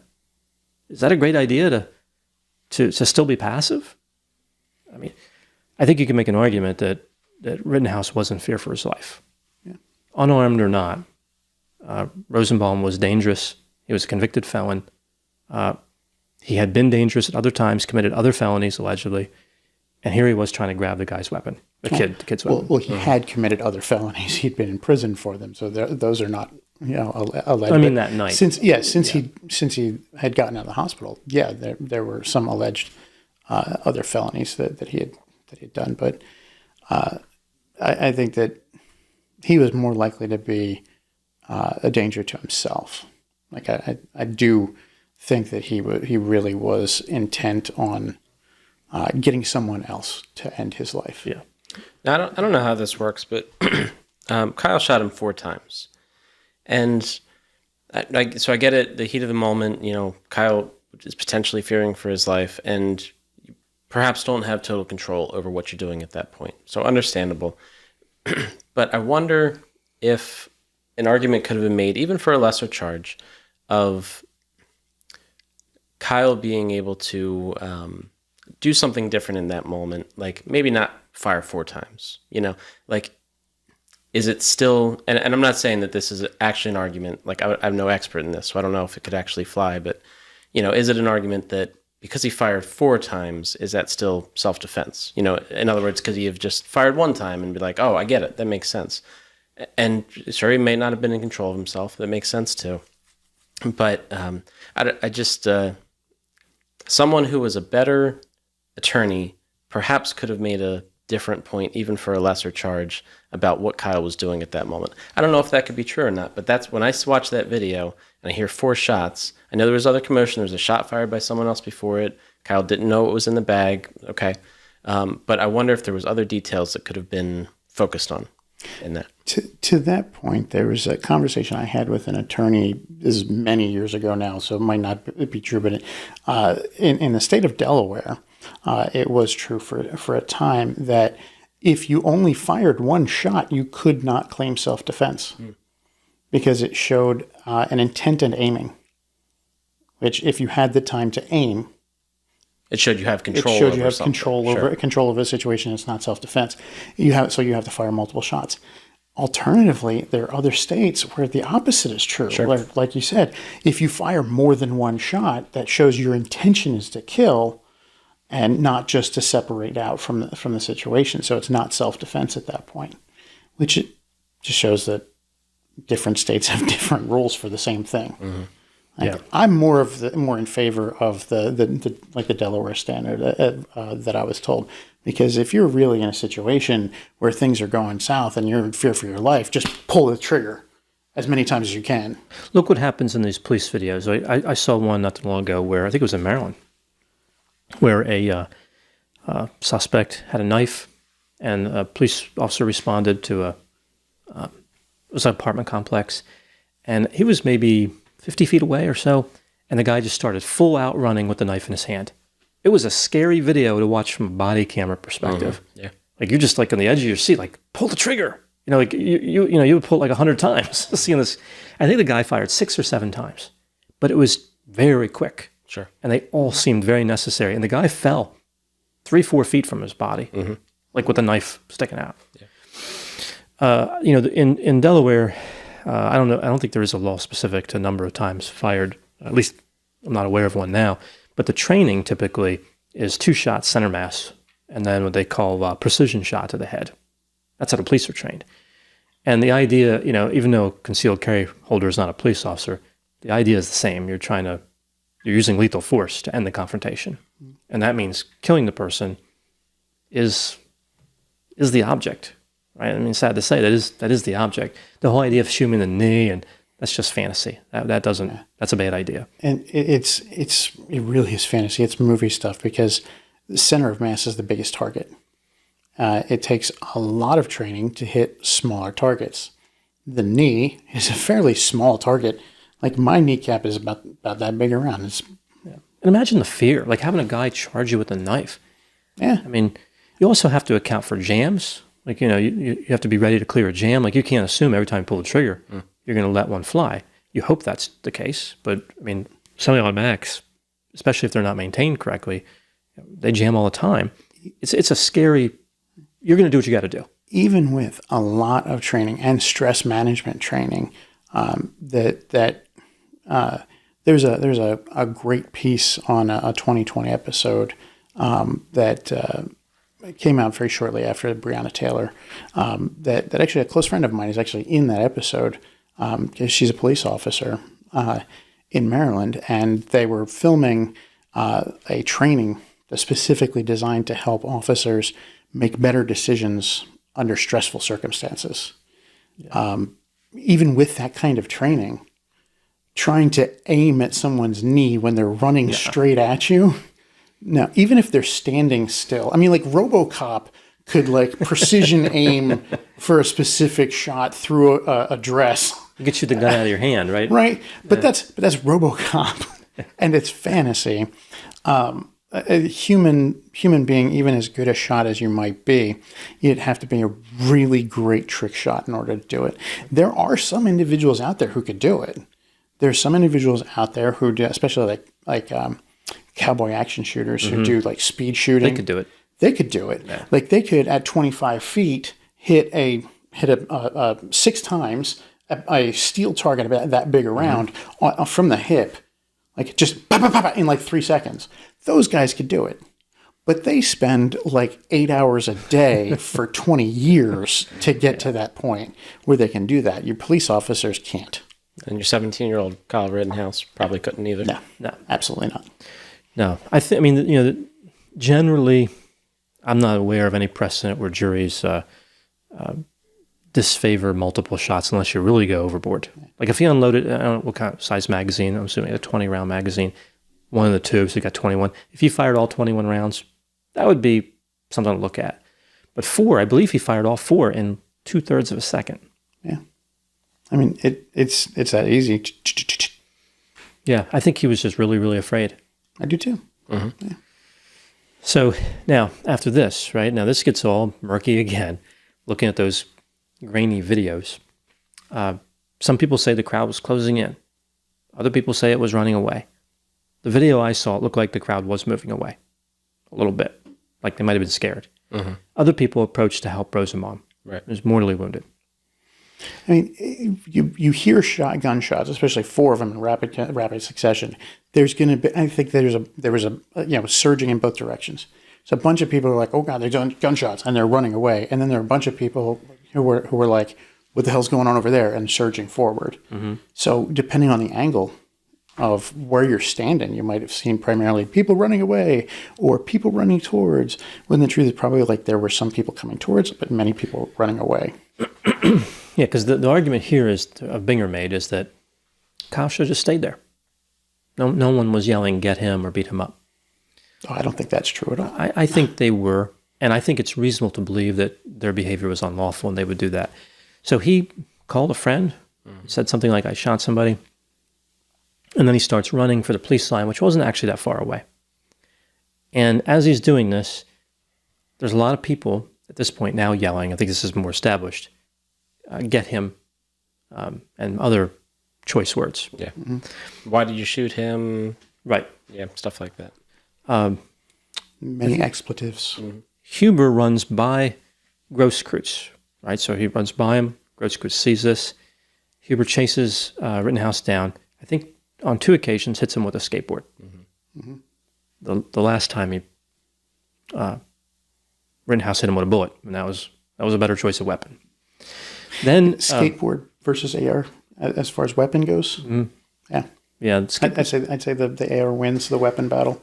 Although I do think the skateboard would win an extreme sports competition. Mm-hmm. He had him there. He would have him. You can't really ride on a if they were firearm. If they were going to be trying to do an ollie off, like trying to ollie off of something, then the skateboard would win out over the AR. But yeah, in a weapon contest, right? Yeah, the AR wins. It's kind of designed to be that. Skateboard's kind of not. Yeah, not a great weapon. So I look at this as pretty clear. You know, he may have thought he was an active shooter, right? And I did a video where I said, I'll give him the benefit of the doubt. But the question, the standard in Wisconsin, if I'm not mistaken, is reasonably, was it a reasonable belief, right? I don't think it was reasonable given the circumstances. Kyle wasn't shooting. He was running away. There wasn't really much reason to believe he was an active shooter. And how would you distinguish him from every other person who was running with a weapon? So, but I'll give him the benefit of the doubt. He still believed, maybe unreasonably, but he believed he was going to be a hero. Right? He was going to be the guy that took out an active shooter with a skateboard. I mean, if it's unclear how far away other people were from Kyle and Rosenbaum. So, like, if like these gunshots go off and Huber is coming around the corner, it just like turns around and that's where the shots came from. There's a dude on the ground dead and a guy with a gun. Mm-hmm. I think he has reason to believe active shooter. Right. This just actively just happened. I think he believed it, but was it reasonable and actionable? Like, is that a situation where you're so sure that, like, if he had a gun, could he have shot him? That would have been a bad shoot. Right? If Huber had a gun, shot Rittenhouse, that would have been, probably would have been tried for murder. Mm-hmm. You have to be very careful in a public situation with a gun because you don't know the backstory. Right. The best example that I've seen in recent times is, I think his name was Jared Loeffner. He shot a Arizona senator. I think something like some type of psychosis, maybe schizophrenia. I don't remember. But his picture is very distinct. He's got the stare. Mm-hmm. You know, mm-hmm. In that shooting, which I think happened in a supermarket, there was I think it was a Glock that Jared was using, and it was either misfired or ran out of ammo. And an older guy took the gun from Jared and pointed it back at him, probably not realizing it wouldn't fire. I don't know if it would have. Maybe he did clear it or whatever. Mm-hmm. There was a concealed carry holder who stumbled on that incident at that moment and reached into his pocket. I think he might have flicked the safety off. He had a 9mm. And he thought about it. He's like, you know what? I don't know what happened. Took his hand out. He was going to shoot the old guy. Mm. Yeah. That guy was the hero. Right. So I look at it like, you're going to use a weapon in public or any force, you have to make sure you know the whole story. Because, I mean, for all he knew, Rosenbaum attacked Rittenhouse, and Rittenhouse was running away, which is exactly what happened. Yeah. That's why I say Huber believed it, but not reasonably so. Yeah. I think he believed it, and that's why he went after him with a skateboard. Mm-hmm. But by the time Grosskreutz was there, like, Kyle's now shot 2 people. I think his belief that Kyle was an active shooter was much more reasonable. I think he can make a better case, right? Because he saw Huber get shot, but he also saw Huber attack Rittenhouse first, right? But either way, he comes up, he runs with a gun in his hand. It's still also now like 2 people. Like there are 2 people shot now, right? And he's like, okay, so yeah, he attacked him, but that's still like there's a guy laying over there, and now he's down. Like, you can make a better case for an active shooter. You can make a better case for his belief in active shooter. Right. Not that it's 100% reasonable, but it's more reasonable than Huber. Yeah, so he runs up, with his hands up, eventually puts his hands up, but he's got his gun in his hand. It was a Glock. And it's really clear from the video. I mean, it was one of the more clear videos. He lowered his hands with the gun in it and pointed at Rittenhouse. Some people say in his direction. Either way, that's less lethal force. You're pointing a gun. It looked like he was maybe trying to turn around or something because he was running towards him, and then he stopped. Like I think maybe once he realized Kyle was serious and like actually ready to get his gun up and whatever, and it looked like he was ready to turn around. So from what I saw in the video, it looked like it was a possibility that as he was lowering his hands to try to turn around, it pointed towards him. And it might have just been an unfortunate thing. Maybe he did intend to actually fire the pistol. I don't know. But either way,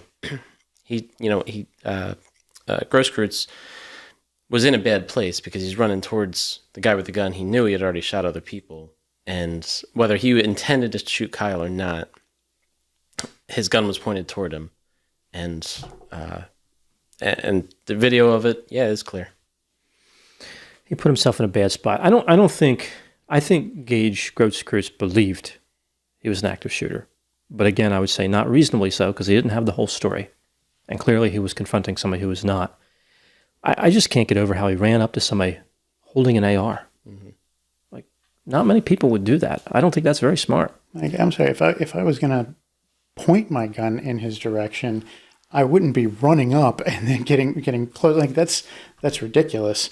It's too, if I have a firearm and I think there's an active shooter, I'm going to stay as far back as I can when I announce myself with that weapon and say, hey, put it down. If I'm trying to diffuse a situation, I don't have a permit to carry. I don't want one because, frankly, I don't have anywhere that I go that I would necessarily need one, and I really wouldn't feel comfortable carrying it, while I'm in session with people. Mm-hmm. And that's 90% of where I go. That's not my house, right? So, like, why would I carry it if I were just going to have to leave it in my car? So I don't have it on me when I'm in with a client. So I don't see any reason to have one. I think that's most people's argument in Delaware. Like, I can't bring it anywhere, really. Like, Why, you know? It's such a small state. Yeah, and what Yeah. it's the hassle you have to go through, from my understanding, to get one. It's like, is it worth it here? You know, especially with the laws as they are. It depends on, you do have to take some classes, and there's some things you have to do and paperwork you have to fill out. It's a pain. I have mine, and it's a pain to get because it's all this, you have to prove your moral character thing. It's actually maybe a little antiquated, and I wonder if the Supreme Court case will overturn it, right? Because it's kind of like New York's, where they give it to you based on some type of moral test that only they really know. Right. Guess what we're thinking, kind of thing. But I think that the moral stuff notwithstanding, they could pull that out. They still make sure that you have a gun safety Oh yeah. course. Like, you have to take that, like, no matter what. My dad had to take it, and he was a gun safety instructor for many years. He could show them, like, his certifications to be a gun safety instructor, but they were still like, doesn't matter, you got to take the course. You have to take it. Which was really funny. When he took it, one of his best friends was actually teaching it. And then after he got his license to carry, his best friend was like, "Hey, can you teach a couple of these classes for me? Because I got things I got to do." So yeah, he did. Funniest thing he did for that class was he showed up one day.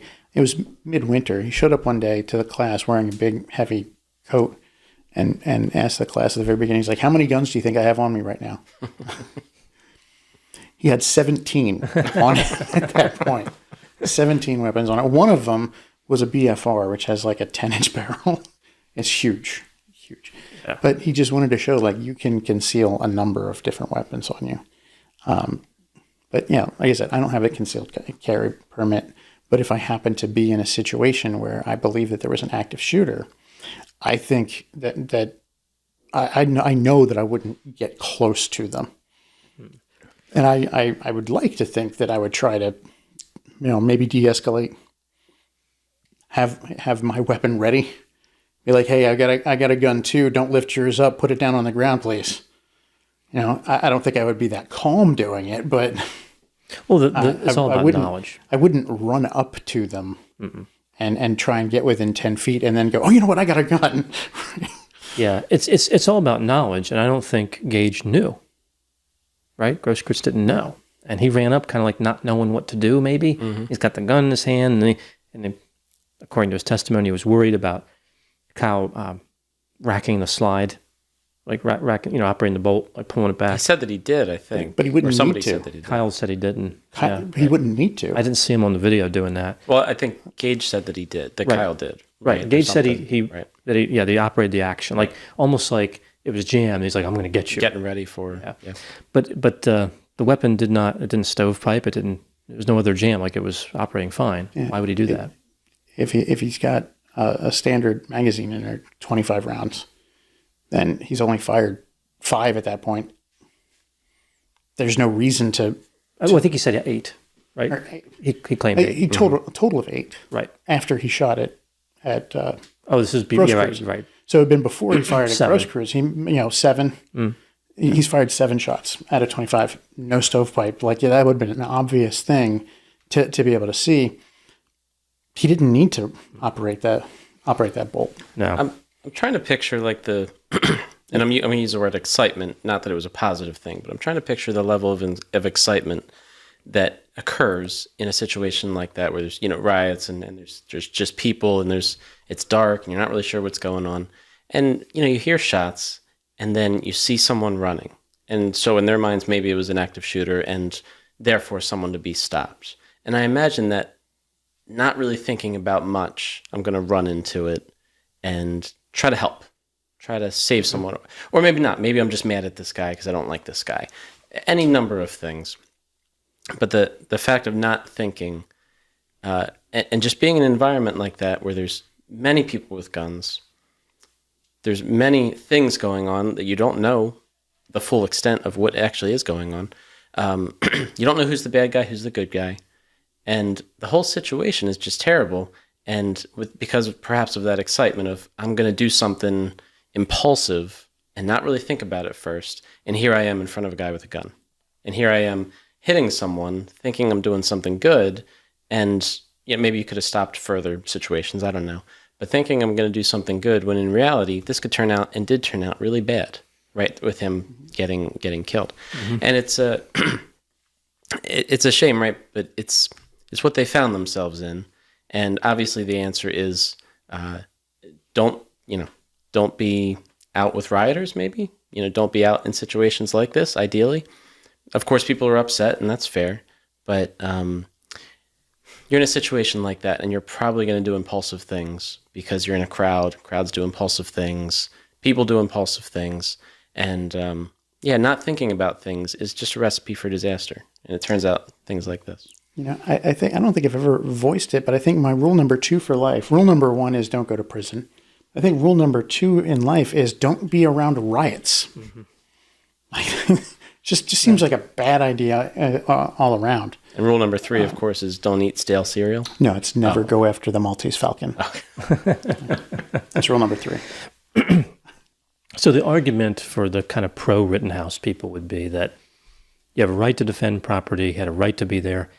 And I think this is about the distinction between what we're allowed to do and what's smart to do. It accomplishes nothing to go into a riot with a weapon. I mean, you said Grosskreutz went into that situation not knowing what he was doing. The same argument can be made about Kyle. Mm-hmm. And everyone there. Yeah. He went to Kenosha not knowing what he was doing. Mm-hmm. And the big problem is I think that he thought he knew what he was doing. Mm-hmm. I mean, he'd been in the Police Explorers, which is a organization that tries to teach young people what it's like to take a career in law enforcement.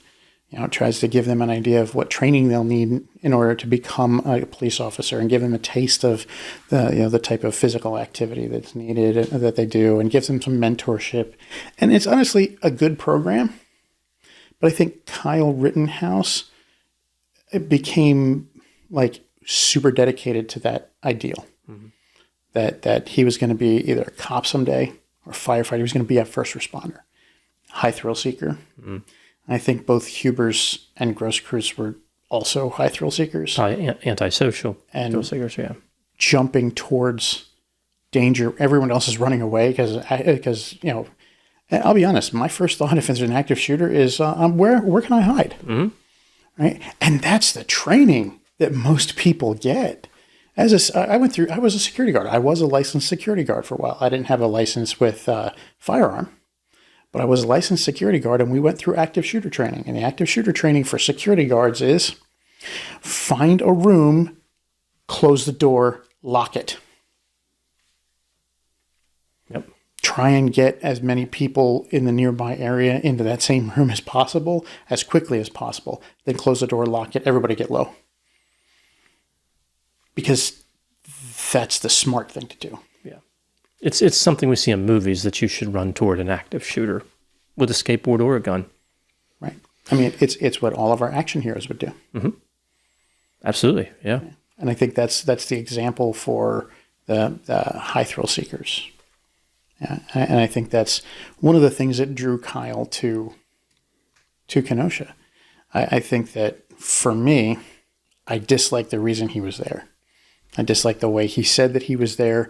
I think that he made it clear in an interview with the Daily Caller that he was there to act as a police. And with the police background, I think that that's why he was there.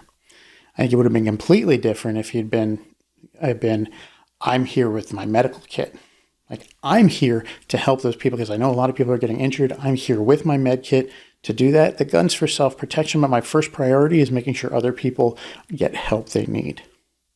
I'd had way more sympathy for him, and I would have way more of a stance of it's completely self-defense if that had been his stated goal. Mm-hmm. But it wasn't. The med kit, he did mention the med kit, but it was the last thing he said, and it was kind of the tacked on. He's like, oh, I got this gun for protection. Oh, and I've got my med kit too. Did he also say in the trial, that he was an EMT at one point? Like he said that on the street? I think so. I mean, he definitely had some EMT training. Yeah. And I think his argument, if I'm not mistaken, was something like it's expedient. Like he knew he wasn't technically an EMT, right? But it's a faster way to explain what he was there for. Sure. Mm-hmm. I mean... he wasn't a certified, emergency medical tech. But he was with the fire. He was a cadet with Fire Academy, like kind of early cadet. I'm sure that he took CPR classes. I'm sure that he had first aid training. I'm sure that he went as far as he could with all of those things, because that's prep work for becoming a first responder. But what he didn't have the training in was dealing with situations like he found himself in.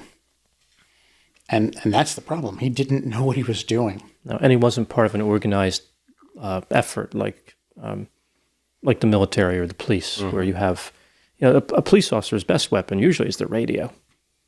So, here you have a guy with just a gun and no official backup. Again, I think he was like the weak gazelle. Yeah. And Rosenbaum was like, I'm just going to chase this kid down and he's going to shoot. He was right. And that led to Huber and to Grosskreutz both being shot. And as Jeff said earlier, he shouldn't have been there. He should not have been in Kenosha that night. That's what it boils down to. Would have been a lot easier to go with that route and not be charged with murder and have to go through the trial. And not have people dead, potentially. Yeah. Well, even just looking from his own, Right. like if he didn't care, still a big hassle. But yeah, he also has to live with the fact that he did kill two people. And that's the big thing. Like I have not heard anything about him getting counseling. I'm not saying he isn't getting counseling or therapy, but I haven't heard anything about him going to see a therapist. But yeah, he's going to have to live for the rest of his life, regardless of anything, regardless of the outcome of the trial. He's going to have to live with the fact that he killed two people.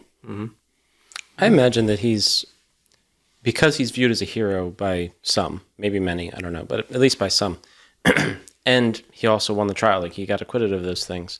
I imagine that he is, in some ways, feeling pretty good right now. Like his lawyer had said, he's ready to move on with his life. If you feel like a hero and you got acquitted of things and you feel like, I didn't do anything wrong, I was just defending myself, I imagine that he might be kind of riding that high pretty well right now. But it certainly has a high chance of hitting him pretty hard. I killed two people for whatever reason, self-defense, that's what the court said. But nonetheless, you're right, Mike, he has to live with that, and he has to ultimately answer to himself. Whatever he may or may not feel about that, he's not going to be in the news all the time. He's not going to be considered a hero. He's not going to have that kind of support forever. And at some point, he's going to have to answer to his own emotions, his own potential for some kind of trauma associated with that. There is also the potential that his, what seemed to be his dream has been dashed. Like that just having been arrested would disqualify him for being a police officer. Well, no, he's acquitted, so it's gone. He could actually, I think, apply to have it expunged, the arrest record. He can apply to have the arrest record expunged, but if he doesn't have it expunged, he can never be a cop. Because the arrest stands, regardless of the fact that he's acquitted. They can't consider when we went to trial, it was an arrest. Yeah, but he's with an acquittal. Yeah, I don't see how he couldn't get that expunged. He can get that expunged. But there's still going to be the question at any police academies that might have that question of, how can we trust you? Well, and do you want to put yourself in that position again, even as a real cop, running out and I would think that would sour him on the whole shooting people thing. I think it would, but if it didn't, there's definitely some psychological reasoning for police academies not to bring him in. Yeah. So you went through this whole thing and you still really want to go out and be a beat cop. Yeah. And the grief of the public reaction if you tried to hire him into a department. Unless it was in a very conservative place. Right. Now, firehouse, he might still be okay with, but as a police officer, I think he's not ever going to become a cop. I can imagine some of the the very conservative politicians extending invitations to him to be like, "Hey, you're 18 now. Want to come join our police force?" Didn't somebody offer him to be an intern? I thought. Yeah, you're right. Yeah. So I mean, stuff like that's already happening. Yeah, stuff like that's already happening. But I could imagine them saying, "Hey, come join our police force. We need people that are going to stand up for the rights of people or stand up for the right thing to do," whatever they would say. So that's what I'm saying. I think he's kind of riding that. He might be riding it right now, but like, as Dr. Grande said, there's going to be a lot of grief for any police organization that would hire him as an officer. I mean, yeah, it might seem like great on paper in certain areas of the country. Be like, hey, this is great. We got Kyle Rittenhouse as an officer, but there's going to be so much blowback, so much very vocal blowback. There might be a large portion of the population, especially in that area, who's like very supportive of it, but you're inviting controversy into your and you're police inviting force. an antisocial challenger to somebody to target him, right? Like somebody to finish what Rosenbaum and Huber tried to do. Like, there's a George Zimmerman, kind of, I think, in a little precarious position, at least for a while, or I'm sure there was people who wanted to hurt him, right? So he was exonerated. I mean, he was acquitted, but you don't ever get rid of that threat. Right? There's always that notoriety. And the first incident that would happen with him would go under the microscope. Right back in the news. The entire organization, the entire police force would go under the microscope. So, I mean, it seems like a great idea now. Hey, yeah, come be an intern at our police force. But if he actually applied, I don't think he would get it. I think any police organization, the hiring managers would be like, yeah, just well, let's search his name. Oh, so that Kyle Rittenhouse. He was acquitted. Yeah, but yeah, I could see a lot of hesitancy for him working really anywhere. He's gonna have a tough time. Yeah. He's 18 now. He probably views this as a immature mind, like a victory. Like, oh, they said I'm not guilty, therefore I'm not guilty. Yeah, that's definitely the part that keeps you out of prison for life. But there's the emotional toll of it'll come later, maybe, when he realizes he did kill 2 people. I mean, there was a point, I believe, that he said he was questioning. He's like, "Why is this happening? I did the right thing." Yeah, I wouldn't call it the right thing. I don't know if those are his exact words, but it was kind of the gist of what he said in one of those interviews after he was released on bond. Was kind of like, I don't know why why it's going to trial, because I did the right thing. Like, I think he does believe that, and to an extent, he did. Mm-hmm. Under the law, he exercised the right that he was allowed to. I don't know if he should have, but he was allowed to. I don't think like I said, I agree. He shouldn't have been there in the first place. I think that's his big mistake. But, I mean, there were some other mistakes that he made that, as there are some areas where I disagreed with Judge Schroeder, some decisions he made in the courthouse. And it definitely seemed like he was kind of really leaning heavily towards Rittenhouse, like treating him like oh, this is my grandson, and that showed a little bit of bias on his part. But there were some other things where I'm like, yeah, that should have been left out. It was a bad case. I think judges have trouble restraining themselves when they know the answer. Mm-hmm. Like the one of the big things, and this was what got so many people reinforced in the racist narrative, was that there's a photograph of Kyle Rittenhouse with avowed Proud Boys members, which Proud Boys are a racist organization giving the OK sign, which has been subsumed supposedly by racist organizations, white supremacists. I don't know. OK's always been a sign that I've used to mean okay. Yeah, I don't like the fact that any group can just take something and make it bad. I don't think that's a real thing. But I mean, obviously, there's a cultural element. The Nazis took the swastika and made it bad. The swastika was a symbol of good luck for thousands of years before the Nazis got a hold of it. Don't put swastikas on things. Well, how about the Hitler mustache? Yeah. That's gone. That was a style. Mm-hmm. Charlie Chaplin had that same mustache, but nope. You can't use that now. Do not do that now. And the funny thing is, Hitler actually, at one point, had a really big handlebar mustache that he was really proud of. Then in World War One, this is way before. And in World War One, he was in World War One, and his commanding officer said, "Shave that mustache," and he goes, "No," and he's like, "You're going to want to shave it," and he refused. And then I believe the story is that he, the first time he went to fire his rifle, it got caught in the mechanism, and he decided to shave it off, but he didn't want to go with no mustache, so he just shaved the sides, and then that kind of became his signature look after that.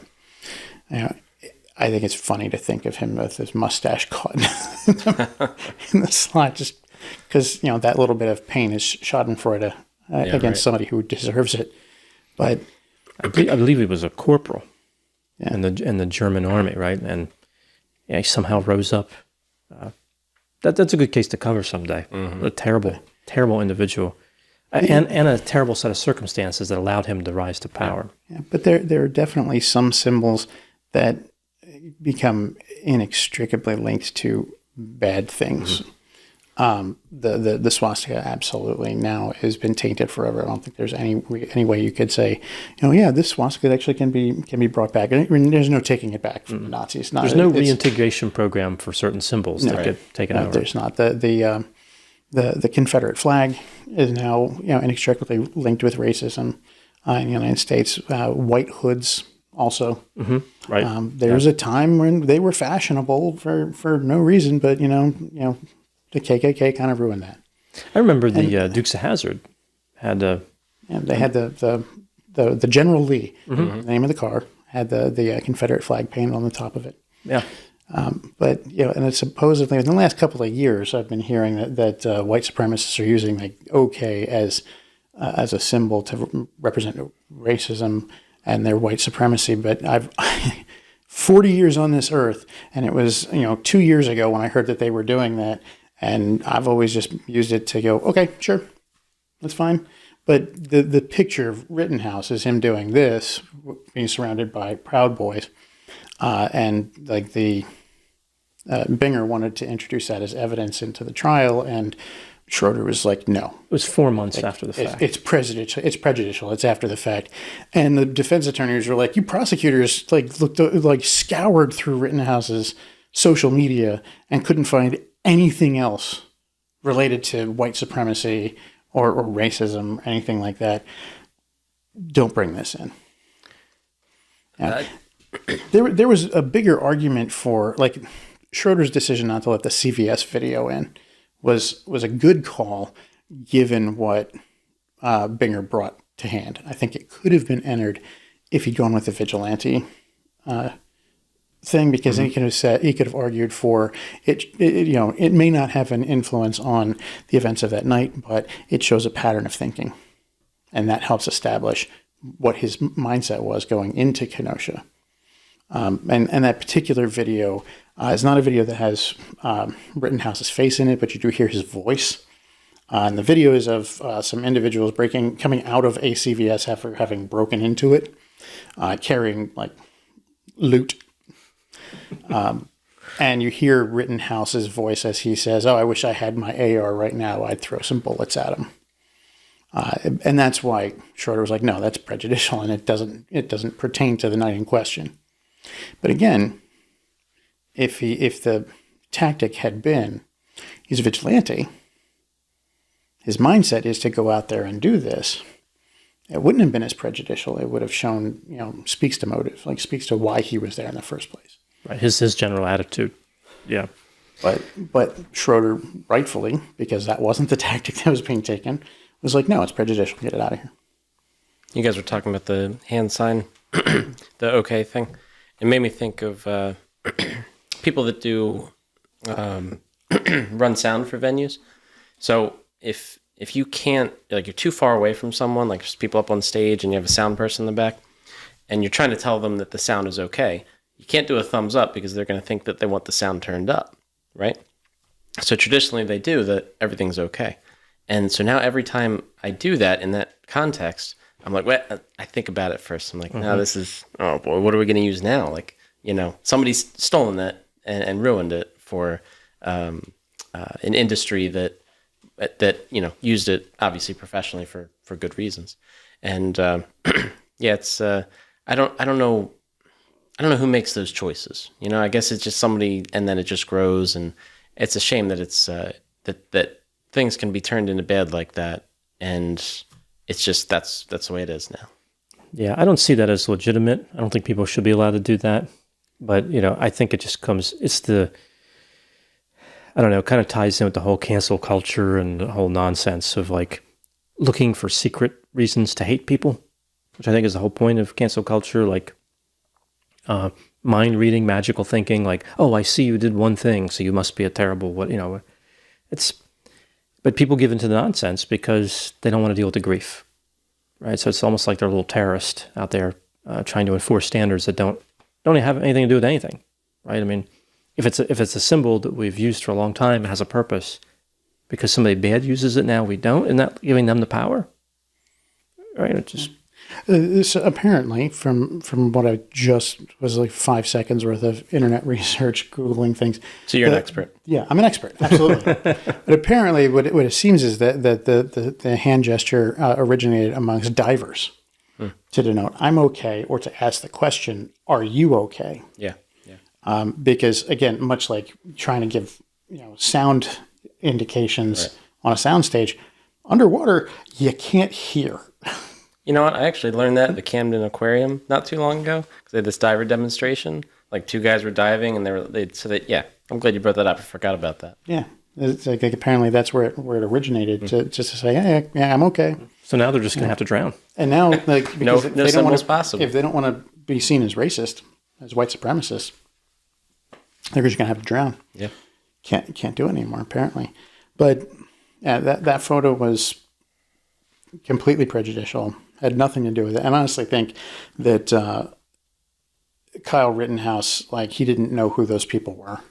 Like, he was just out and about, and somebody was like, "Hey, it's that kid. Hey, can we get a photo with you?" And he's like, "Yeah, sure." They're like, "Throw up a OK sign." He's like, "Okay." Because he's thinking, okay. And then later finds out, oh, they were Proud Boys, and they got me to do a racist. Oh, man. Yeah, he's not the smartest, right? No one's going to accuse him of being smart. I don't think so. I don't think anybody's going to accuse him of being the biggest genius in the room. I don't think he's necessarily stupid, but I think that he's done a lot of stupid things, and that he generally is an 18-year-old kid who doesn't think things through. Yeah, maybe, I think, if somebody's going to get a redeeming value out of this case, maybe you could make an argument that we should think about what types of weapons are available under what levels of supervision at young ages, right? You have to be 21 to drink. Mm-hmm. Maybe, I'm not looking for further restrictions necessarily, but in one sense, I think 17 is too young for not to be supervised. I think that there's an argument to be made for licensing to purchase and operate, just like we do with cars. Cars kill about the same amount of people as guns do every year in the United States. But we license other assault cars. In that? No, I think it's something like 30,000. In 2015, which is where I got statistics from, there was like 30,000 gun deaths and like 33,000 car deaths. Where the cars died? No, where people died because of automobile collisions. Right. Did the guns kill the cars? I'm lost. Yeah. But we license. My point is that we license people to own and operate, or to operate cars. Mm-hmm. I think that the same could be done for firearms, and I think that there's a system in place that could be used. It doesn't prohibit anyone from owning guns or operating them. It just means that you have to prove you can do so safely before you do it. So an examination of sorts. You have to get a license to use an amateur radio, mm-hmm. and the FCC uses volunteer examiners. My dad and mom are actually volunteer examiners for amateur radio. They have people come out to their barn. I think it's like twice a month to take the tests. There's no reason why we couldn't do that with a licensing system with guns, which would actually streamline the background check thing way easier, because you pull out your license and scan the barcode with an app on a phone, and all it needs to do is give the person a red, yellow, or green. And think then it's like, hey, we can, I the- can sell this gun to you. You're fine. Yeah, there's a big debate over background checks for like gun shows and private sales. And I understand the strategy of the pro-gun community, which is don't give an inch. I get it, because once you give an inch, the opposition takes a mile. But it makes sense to me that if you want background checks, they should apply to every transfer. Mm-hmm. It seems reasonable, but this is how unreasonable the time we live in now is, like where no one wants to give an inch. Right. They want to save everything for some future compromise, right, when they might need that capital. Okay, we'll give that up. But then there's not going to be a compromise if nobody's willing to give an inch ever. Yeah. Well, then you have things like this the 16 inches or less law, and as a 17-year-old, clearly it wasn't a good idea for him to have a gun, or just to think that he should, whatever. So having things like that and not having them updated and not understanding the full implications of what that could possibly mean, and then here's Kyle able to have the gun at 17 years old, irresponsible with it. And to your point, Dr. Grande, if somebody had given an inch there at some point, maybe something would have been different. Maybe not, I don't know. But it's certainly something that should be looked at, because there's no reason why he should have been able to have that, and it was totally okay. Like I said, I'm not for more restrictions on firearms. I'm for streamlining it, right, and making it so that, one, it's a little bit easier. Last time I went to buy a gun, I had to wait like 3 days, not because of a waiting period, but because the background check system was it's down half the time. down. It's down half the time. But if you have something that's just going to give you the like DMV barcode, like I can scan the barcode at LabCorp this morning to make sure my license was valid. Even if you have a concealed carry permit, you have to go through the background check. Yeah. Which, yeah, you okay, got to do a background check. But if you've already had the background check and it's clear and you have your license, you should be able to be like, hey, here it is. There's my gun owner-operator license. Here you go. And then that means that anyone under the age of 18 has to be supervised while using a firearm. And I have no problem with that at all. But it's the idea, my whole idea is make sure that we're mandating safe operation and safety training for these weapons, because they are weapons. And we talk about that in the Rust video. Like, they're weapons. They're deadly. Like, there's no two ways about it. But we need to find a way to try and make, if we're going to keep this gun culture that happens in the United States, we need to find a way to make it safe or safer. Yeah. Well, the key is keeping the guns out of the hands of people who are impulsive. And impulsivity is not, strictly speaking, illegal. And that's a huge gap. And I feel the same way about cars. Talking about cars killing people, there's a lot of people that should not have a license. And it's ridiculous that it's treated like a right and not a privilege when it's technically a privilege. I mean, the point system is ridiculous. Right? I mean, just point after point, they go to like a remediation, in the little room in DMV, and then they can get points taken off. I would be much happier with take a defensive driving course. You get 2 extra points. So, like, they're not extra points, but bonus if you have points taken off of your license, they go back on immediately, because if you take the defensive driving course. You know how many points I've lost on my license in my entire life? None. Not one. I was really hopeful you'd say like 1 million. It's crazy. No, I've never lost a single point. Like, I haven't been in an accident since I was 16 years old. Knocking on wood, making sure, like I always say that, but because I generally try to be a safe driver. I'm also generally try to be a safe operator of firearms. We have a lot of international viewers, and we talk about guns a lot in this, and or in the episodes. They are responsible for many murders. I mean, they're used in many murders. Right. Not necessarily. The guns aren't responsible for them, because the guns don't kill people.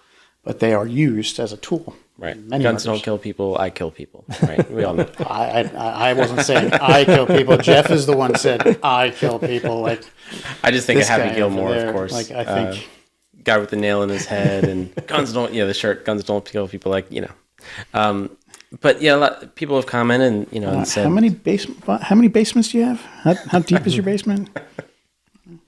Do you own a boat? No comment. Yeah, but people have commented, and obviously in America, the gun culture is very different than most everywhere else in the world. And just the ability to own guns is very different than many places in the world. And so the argument, or not the argument, but just the comment about like, why do you guys love guns so much? And certainly it's not all Americans. I don't have any, and I don't have any problem with them necessarily, but I don't own any, and I'm okay with that. So it's certainly not everybody, but there are very vocal people in America who do genuinely love guns. And that's just where we're at, right? And so you can't, nobody is ever going to be successful with, and I don't really think I guess some people do, but nobody's ever going to be successful with no one in America should own guns. That's never going to fly with anybody. No one will ever do it. Never going to happen. So we're never going to get to that point. So of course now it becomes, how do we make things safer, better for the gun owner and the non-gun owner, for the general public, for people who are carrying guns, people who aren't, etc. So that's, of course, the conversation, and being able to compromise, being able to do things that make sense, that's where we should be headed, of course. But I can imagine, though, how tough it is for someone who has never been in a culture that is accepting of guns to hear about guns so much and be like, we don't have them. Like, why do you guys need them?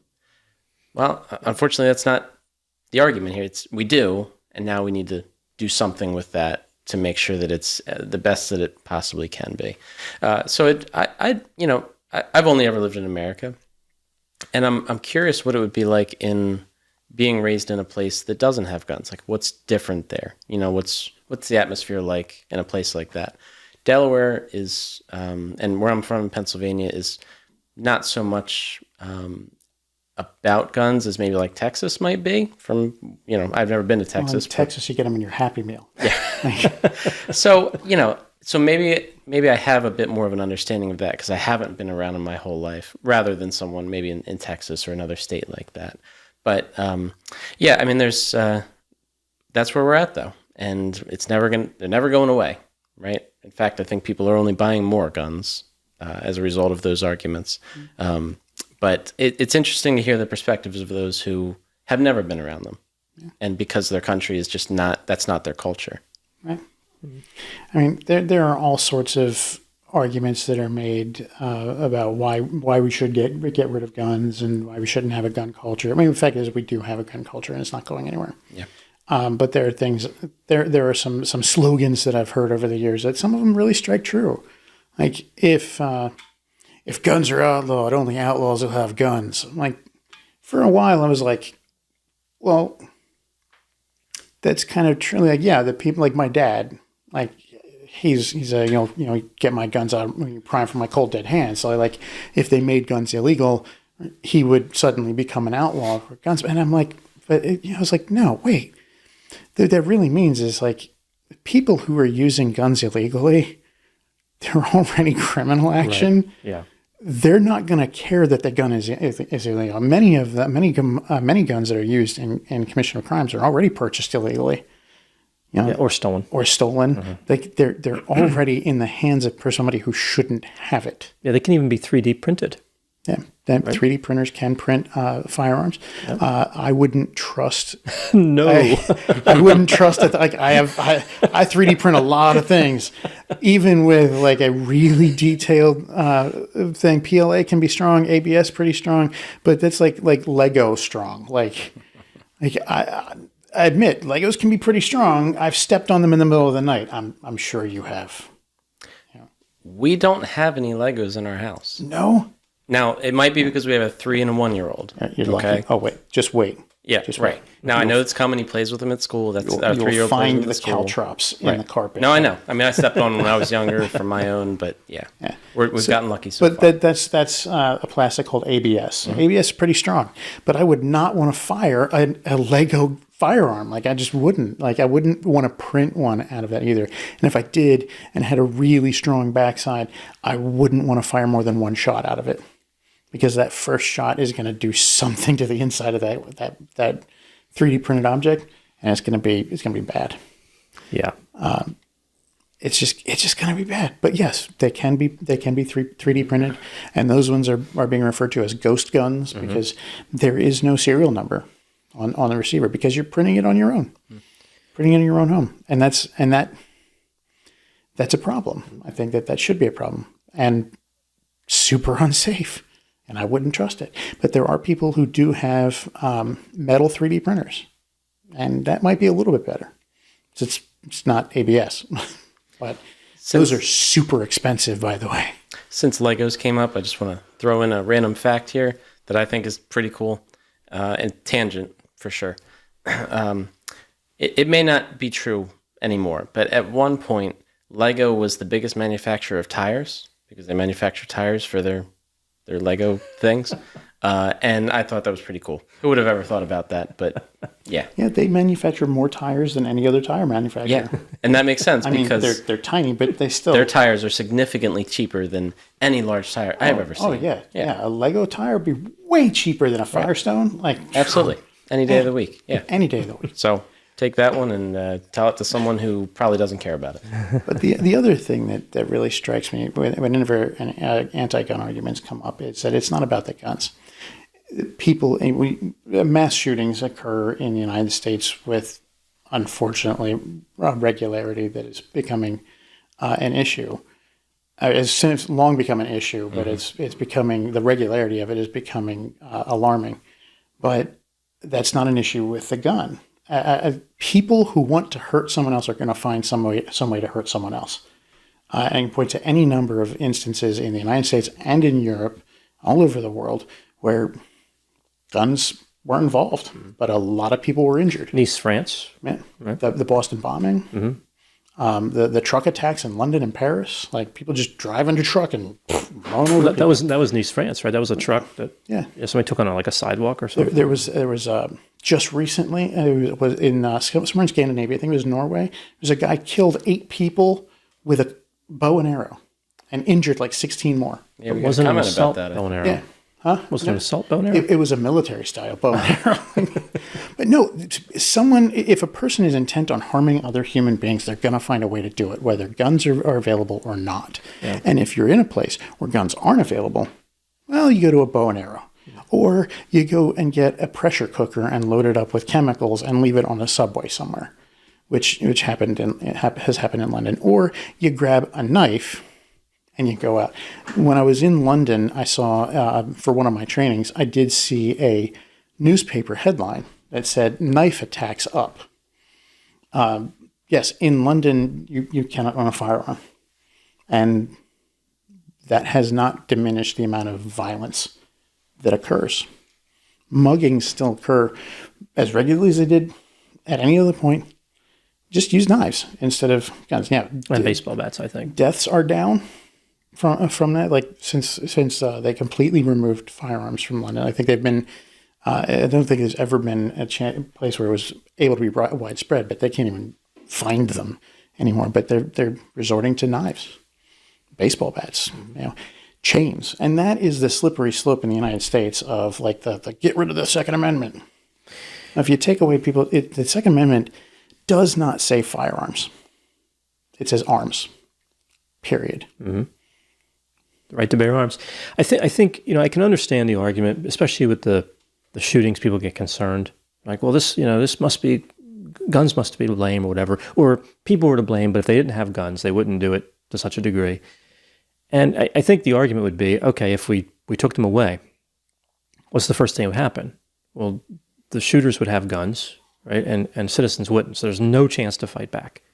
The first time someone goes into a house of a former gun owner and wipes out their family, guns are back. Yeah. It would be a very short trip into that journey. Because criminals would be like, you know what? We're so glad the guns are banned that we're going to join in and not have them either. Like you're saying, I mean, outlaws are still going to have them. Yeah. As a matter of fact, I think they'd be very enthusiastic to have unarmed victims and no more risk of retaliation. And that party would be over very quickly. Yeah. And it's another point that is really important in this is just the sheer difference in geographical scale between the United States and certain areas in and most of Europe. Like the 3,000 miles between where we are here and California. Like that is a really long distance. 350 million people in the United States. As a unified country, it's really big. Mm-hmm. It's not the largest country by any means, but it's still really big. In a country like England has, I think, like 35 million. I think 60. 60 million? I think it's around 60 million, something like that. That's still a fraction of the number of people in the United States. Yeah, I'll have to look that up. Is that United Kingdom or England? I'm curious. Because England's a subset of United Kingdom, right? Yeah. I'm curious. Population. We want to be factual for 55.98. I was close. 55.98. Just for England. Yeah. Just for England.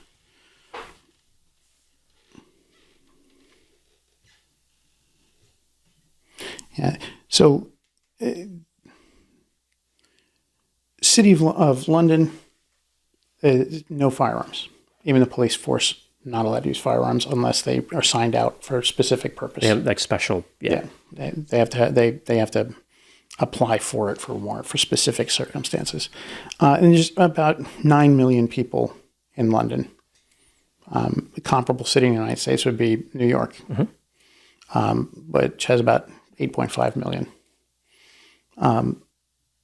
But there's other cities like Los Angeles.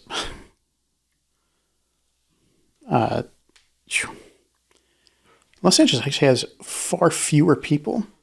Like it's more spread out. 4 million, but it is more spread out. Yeah, it's a big place. And it is a very, very large area to try and cover. New York and London geographically, I think, would be about the same size, but Los Angeles is huge in comparison to New York. So reducing, trying to get rid of all the guns there would be really, really difficult.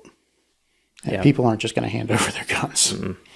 No, there would be, even outside all of that, I think it's just part of the American culture. It's part of the history and tradition. It's impossible to unweave it. So it's just a matter of trying to make sure that people who own them are responsible. And I think by and large they are. By and large they are. Yeah. It's a small group that ruin it for everybody. Right. Yeah.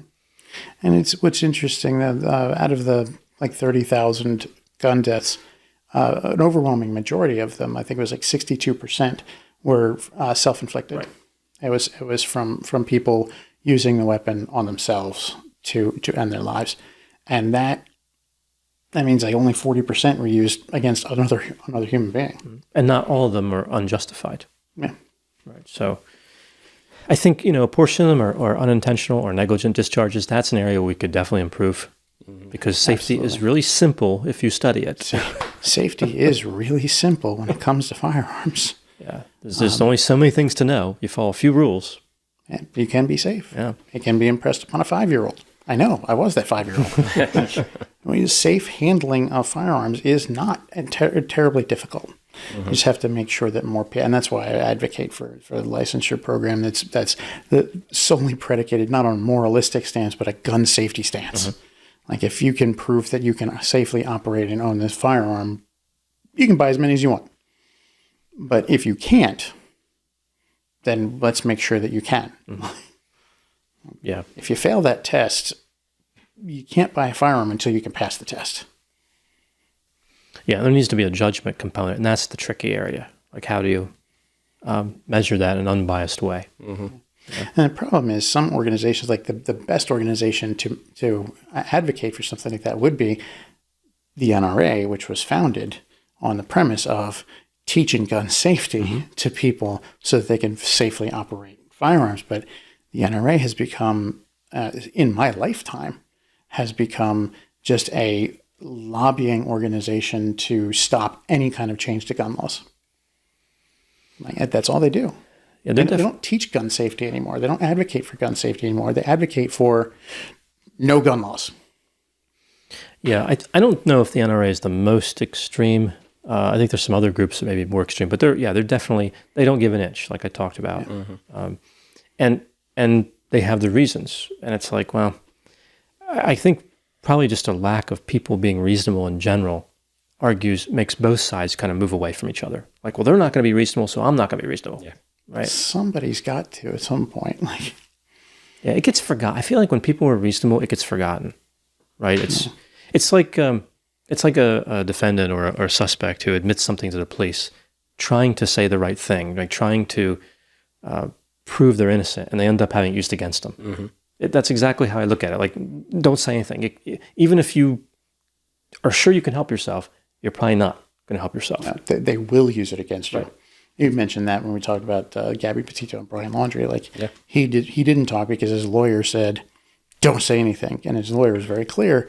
If you say something, they will use it against you, no matter what it is. Right. You could say the sky is blue, and they'll be like, he said the sky was blue. That's what killers say. That's what killer says. Sky is blue. Yeah, it's the no give an inch mentality, right? Like, law enforcement has become so corrupt, right? And seems to like going after the wrong people. You can't tell them anything. You can't trust them at all. And that's sad, because there was a time when police would work with people to figure things out and to try to find the truth.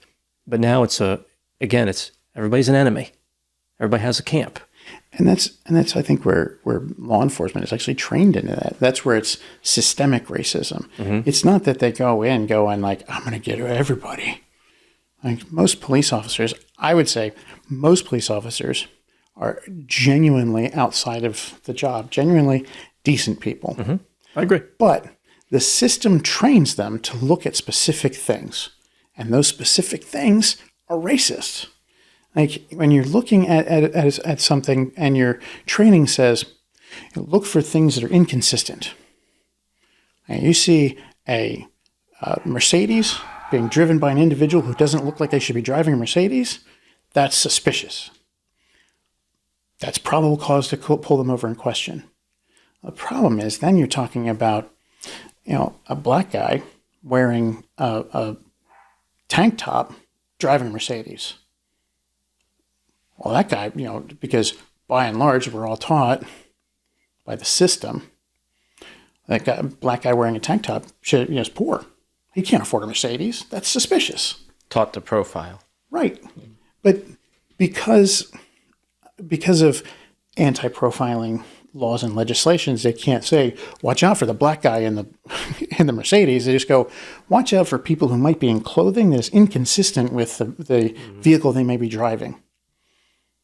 It's saying the same thing without saying the same thing, but when you're taught that and you start looking for that, those are the things you look for. And it doesn't mean that you are an actively racist. It means you're being involved in a system that has taught you how to profile, in a way that is detrimental to a lot of people. And that's why I think the secret detection methods don't make any sense. A lot of the people who behave in a racist manner don't necessarily believe themselves to be racist.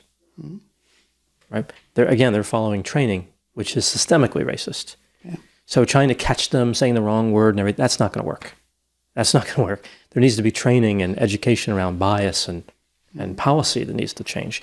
And even in the court system, like I said at the beginning, like if Kyle Rittenhouse had been black, he'd be in jail right now. Like he would have been convicted. Because the system, also in the judicial system, is there. There's dozens of examples of, you take a black defendant who got major jail time and put their exact list of crimes that they were sent to jail for. You can find a white defendant who has exactly the same list of crimes and a longer rap sheet who got probation, while the black defendant got. Yeah, and the death penalty is not applied evenly either. Oh yeah, like it's the system becomes, the system itself is biased, but there's a lot of times where you attempt to bring up that bias and say, hey, look, the system is biased, and people are like, the system's perfect. I think that's the issue I have with the Blue Lives Matter thing. Police are important. Police are people. But in comparison to Black Lives Matter, being a police officer is a job. Right. It's something you choose to be. People don't choose to be black. People don't choose to have the system affect them negatively if they're black. If you're a police officer and the system is negatively impacting you, you can quit. Can't quit being black. Yeah, plus police officers are agents for the state, right? And again, we have an adversarial court system, so even law-abiding citizens have to look at them and say, I'm skeptical of you and your intent. I'm not going to talk to you. Right? Agents of the state, right? We're paying them to sometimes do bad things. So it's not, I'm not saying they're the enemy. I'm saying that that's kind of how we treat them. We treat them as an adversary because they're not always looking out for our best interest. So to kind of like honor that group has always been tricky, right? An individual, yes, one cop here or there, say, okay, you've done something good, but to take all of them together and say, let's honor them in some way. They're agents of the state. Our system is adversarial. I don't know how to escape that. This is again, it's a group that, you encounter, you don't say a word. That's the safest way as a citizen to not have them accuse you of something. I think police definitely have a place in our society. I think that the police have a very important role to play and have since they were brought in, especially with as large as a country as we have.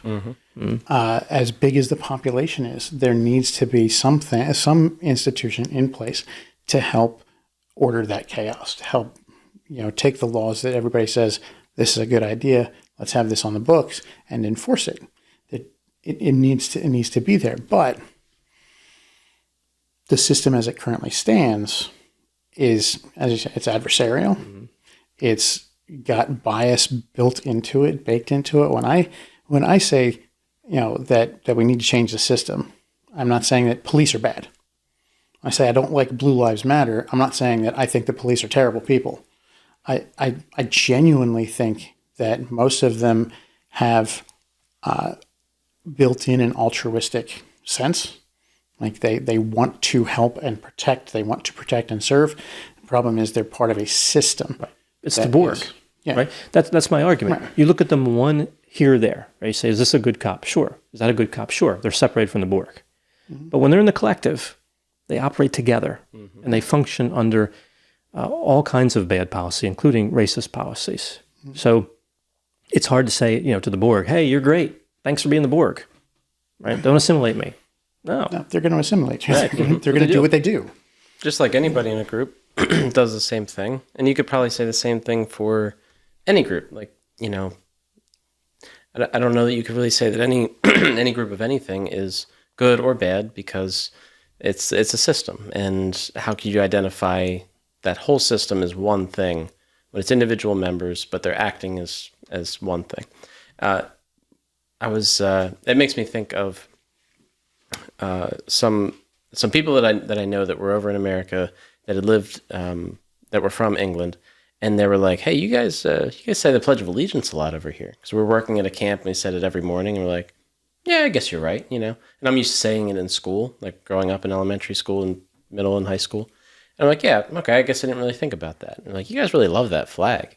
And I'm like, "Well, yeah, I guess we do. You guys don't do that over there?" And like, no, we don't say any kind of pledge to anything, whatever. And so it made me wonder, like, I guess that's just ingrained in us that we don't question it. We pledge our allegiance to it. And of course, there's more people now, and increasingly so, that are questioning the system, questioning things as we always known them. But wait a minute, is that actually the truth? Is it actually the truth that the system of police or the system of government or the system of whatever, is it actually the truth that that's good and everything about it is infallible or whatever, And of course, that's a slippery slope. If you question it too much, if you're like just conspiracy theorists to no end, that's dangerous, sure. But being able to take something objectively and question it and try to understand what the good parts are, the bad parts, and perhaps what we can do about it, that's healthy, right? Being able to question things in a reasonable way, work with people, compromise, give an inch, so forth. So I think that applies to a lot of different things, and but it's scary because you want to be able to fight for what you believe in as well. So, but you have to be able to work with people and understand that everyone's going to have a different perspective, and that's okay. But we got to work with people, and there's no way around it. To the point about the systemic racism and kind of building that right in. I don't think we talked about it yet, or maybe we referenced it, but the point at the end of the incident with Kyle, where he's walking towards the police, arms up, gun, still on the holster around his neck. arms up, and the police just drive right past him. And there was something I had watched, and I wanted to read the quote that the woman had said. She said, "Why didn't the police arrest him right then and there? If it had been one of us," and she was a black woman, so meaning a black person, "if it had been one of us, things would have happened a lot faster." And I think she's right. If it had been a black person, the police knew that there was had a report of an active shooter. They knew they should be looking for someone. And here's a kid, white kid, right at that moment, walking towards them, arms up. Now, they made the argument that they had seen that all night or all day, and and that makes sense. People trying to say, "I'm not doing anything. Look, no guns in my hands, whatever." But at that moment, when things were very tense and you're looking for someone specifically, walking up to you and you're not even going to do anything about it, that shows to me some kind of a bias there, that you're not really sure who you're looking for, but you don't think you're looking for him. And why aren't you looking for him? That makes a pretty good argument. Because he's white. Right. That makes a pretty good argument that maybe it has something to do with race. Maybe it has something to do with a notion that you have in your mind about what this active shooter's probably going to look like. And you could see that perhaps too earlier in the day. There was a video of some of the armed individuals protecting a business or on a business location or on their property, and the police coming up to them in their vehicle and saying something along the lines of, "Hey, are you guys protecting this business?" And they say, "Yeah." And he says, "All right, good. We appreciate you guys. Here, you want some water?" And handing out water to them. Is that implying that, hey, we think you should be here? Yeah, I think so. You're really giving them a lot of clout and really showing them, we appreciate it. We, the ones who are supposed to be here, appreciate you guys being here and doing something that probably no one asked you to do. And, I don't really think you should be there to begin with. So it's creating a precedent that's pretty dangerous.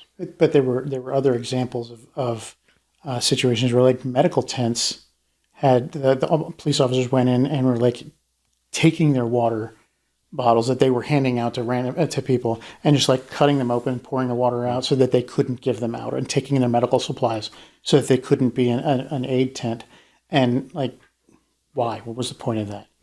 But to talk about something you mentioned, like the group dynamic thing, like human beings, we're hardwired for conformity. If we become part of a group, we end up being in that group. The 2-line experiment was a big thing that showed that. Like, have like one person standing around and like 5 people who are part of the experiment, and they put 2 lines that are exactly the same length down in front of them and be like, which one's longer? And you have one of the Confederates be like, well, this one's longer. And everybody else kind of argue for a minute, and then everybody agree that this line is longer. And the person who's really the subject is going to be like, okay, that one's longer. When they're asked which one's longer, they're going to point at the same one. And then it's even funnier because you actually have one that's actually shorter. Mm-hmm, right. And the same thing happens. I think one of the greatest examples of that conformity mindset, which can actually impact our memory system, was on a show called Brain Games, which was a great show. It's on Disney Plus. Does all sorts of neurological experiments that they show in different ways. One of them was they had a guy go out and into a park and stare up at a tree. Just wait for somebody to come along. And a person came along and said, well, "What are you staring at?" He's like, "There's a snake up there." Spoiler alert, there's no snake.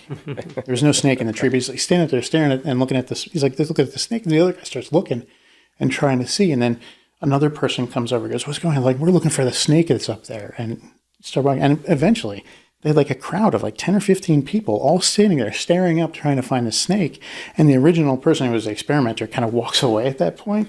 And they stand there for like half an hour trying to find the snake. And then when they're interviewed, as they're starting to disperse and walk away, as each individual, like they go up to them and ask him, and like, what were you doing? And they're like, I was looking at the snake. There's a snake up there. And some of them swear they saw a snake in that tree. Like, they could describe the color, they describe the direction it was moving, they describe everything. There's no snake in the tree. I just want to reiterate that again. No snake in the tree, but people thought there was because they were conforming with what the group said. Conformity is an incredibly powerful biological impulse that we have.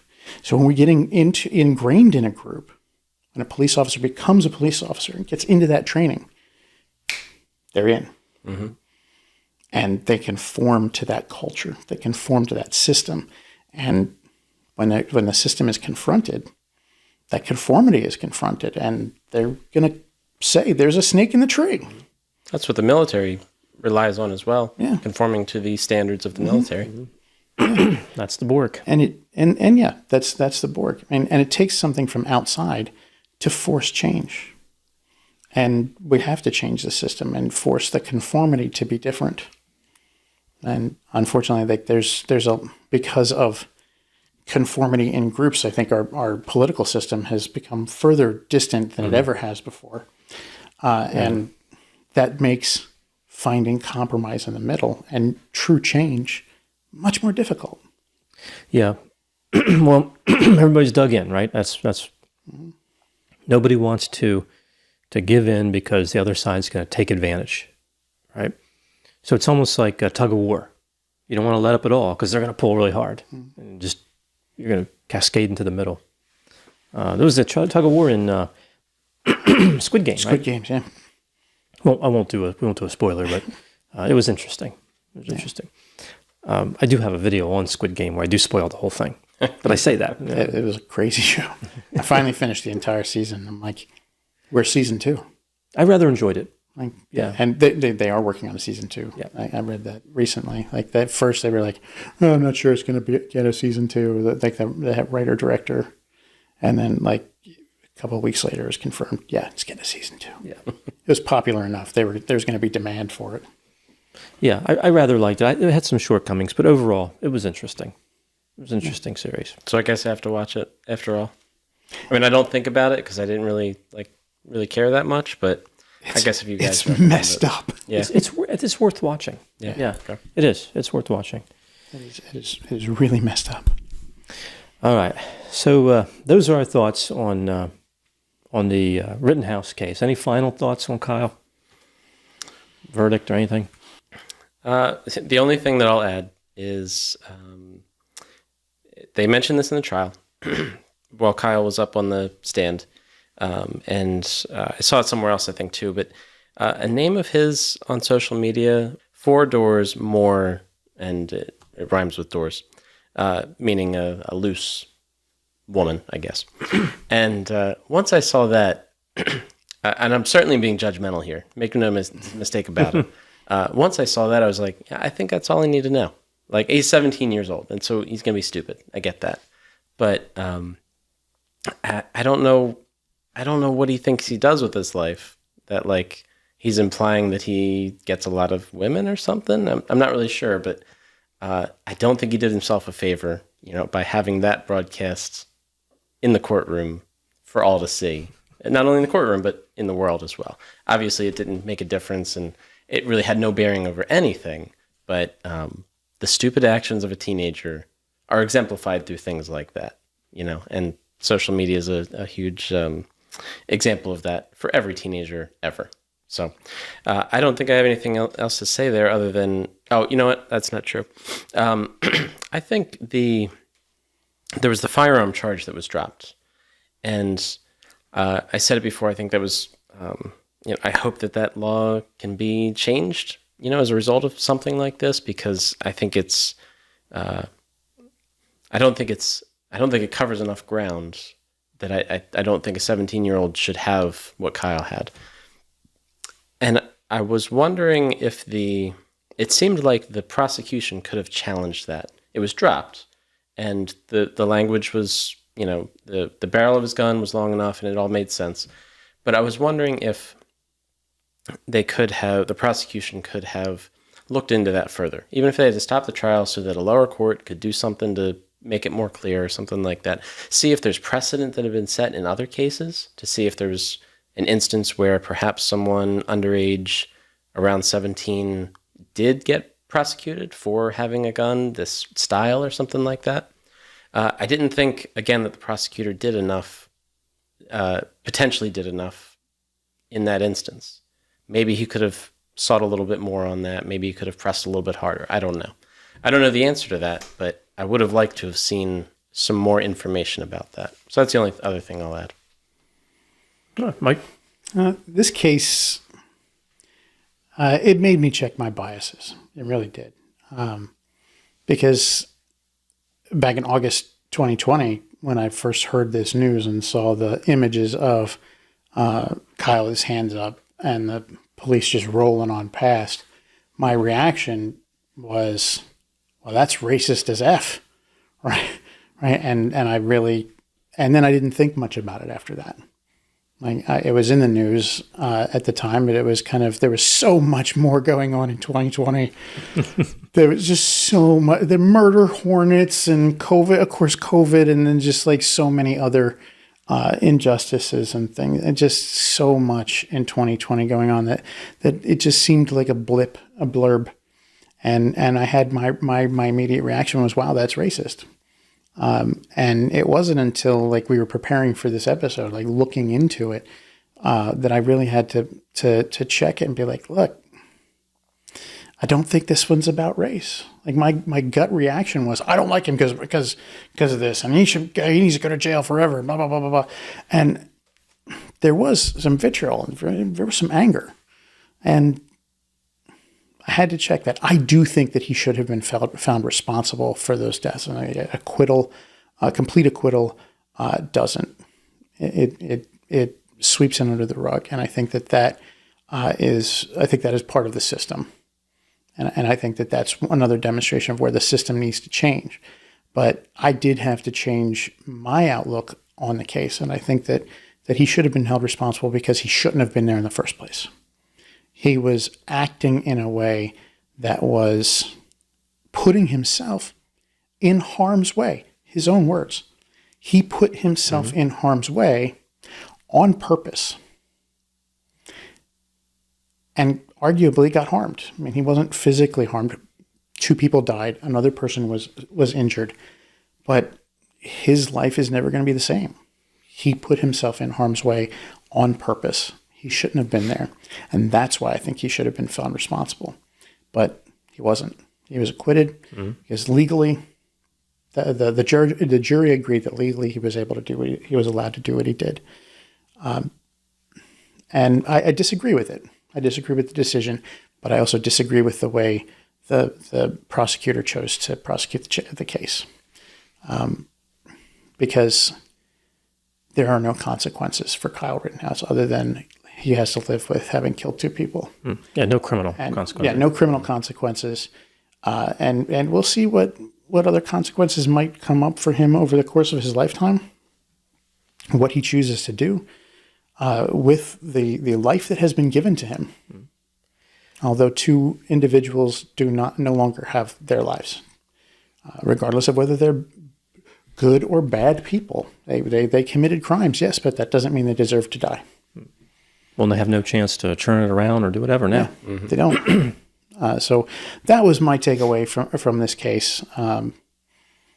This alien lizard humanoids case is they're technically no murder, even though 2 people were killed by a third person. No murder. Yeah, and the jury could have thought that he did it, but he was not guilty beyond a reasonable doubt. So I think it's important to interpret the verdict as strictly what it is. There was reasonable doubt, but that doesn't mean he's innocent. That means he's not guilty. And that's sometimes those are the same thing, but not necessarily. Yeah. Julie Ray, that was right. She was innocent. She was actually innocent. Yeah. I will be covering that case at some point in the near future. Very interesting case. Very, very interesting case. So we've talked a lot about Rittenhouse and what he did wrong, and I think he shouldn't have been there. Whether that rose to the level of provocation, it's a philosophical question. I want to end though on the note of the rioters because I think this is important too. This gets overlooked. Rioting does not facilitate staying alive. So if you're going to chase people down and try to grab their weapon or whatever, that can result in death.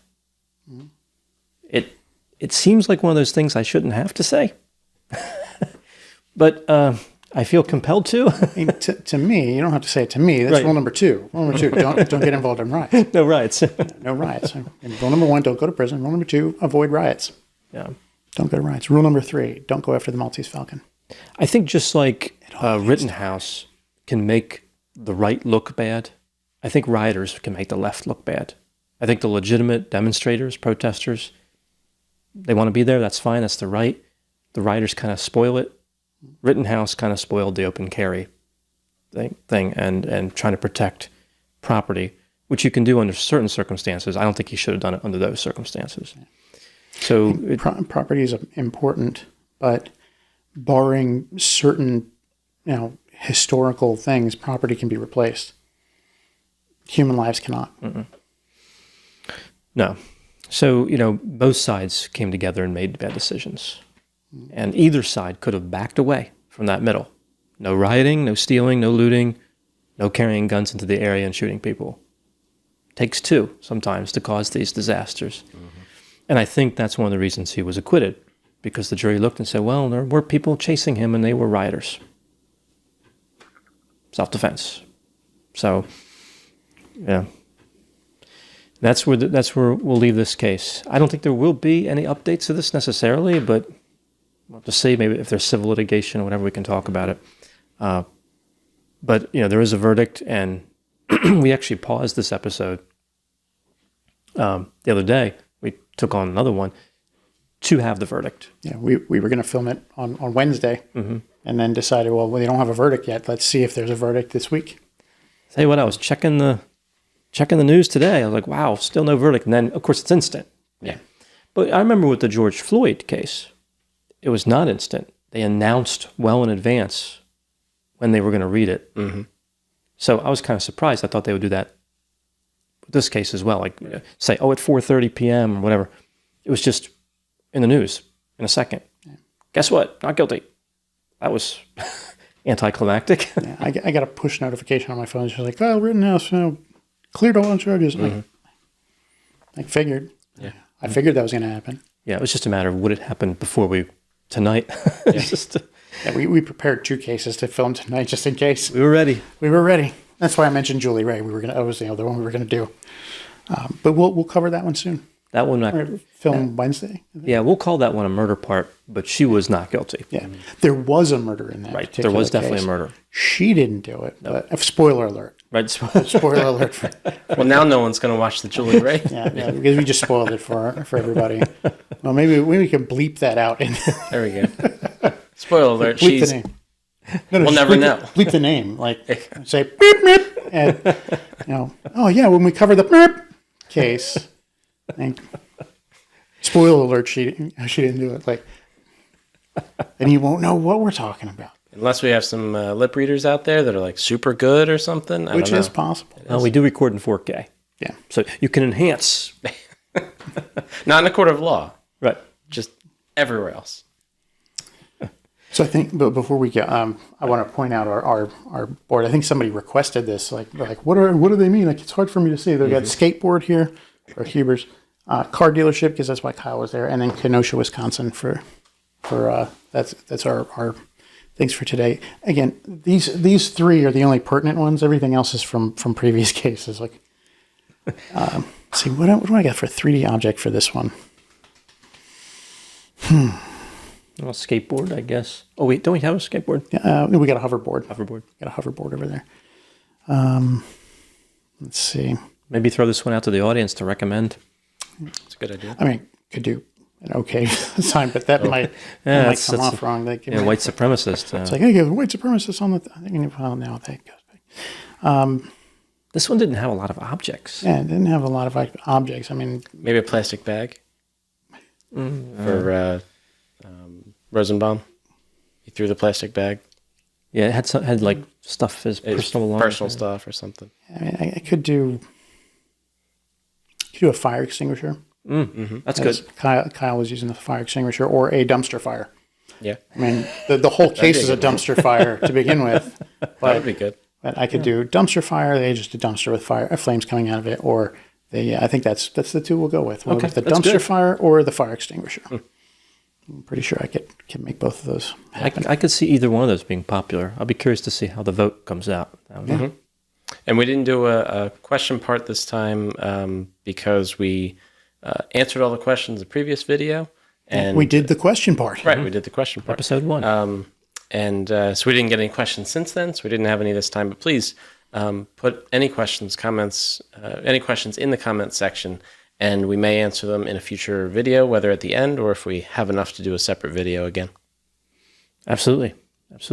Yeah, please continue with the comments. I think we had it seemed like Over 20. many. Yeah. So it was a lot. It was enough to get a good, 3 hours? Yeah. I think it was about 3 hours. 2.5, 3 hours. So don't worry, the content's there. We stayed on point with the amount of time you guys have spent listening to us ramble on about random questions. All right, so we'll wrap up this episode of Alien Lizard Humanoids. Again, any comments, please put them in the comments section. And don't forget to vote about dumpster fire or fire extinguisher. So thank you so much for watching this episode. We will talk to you soon.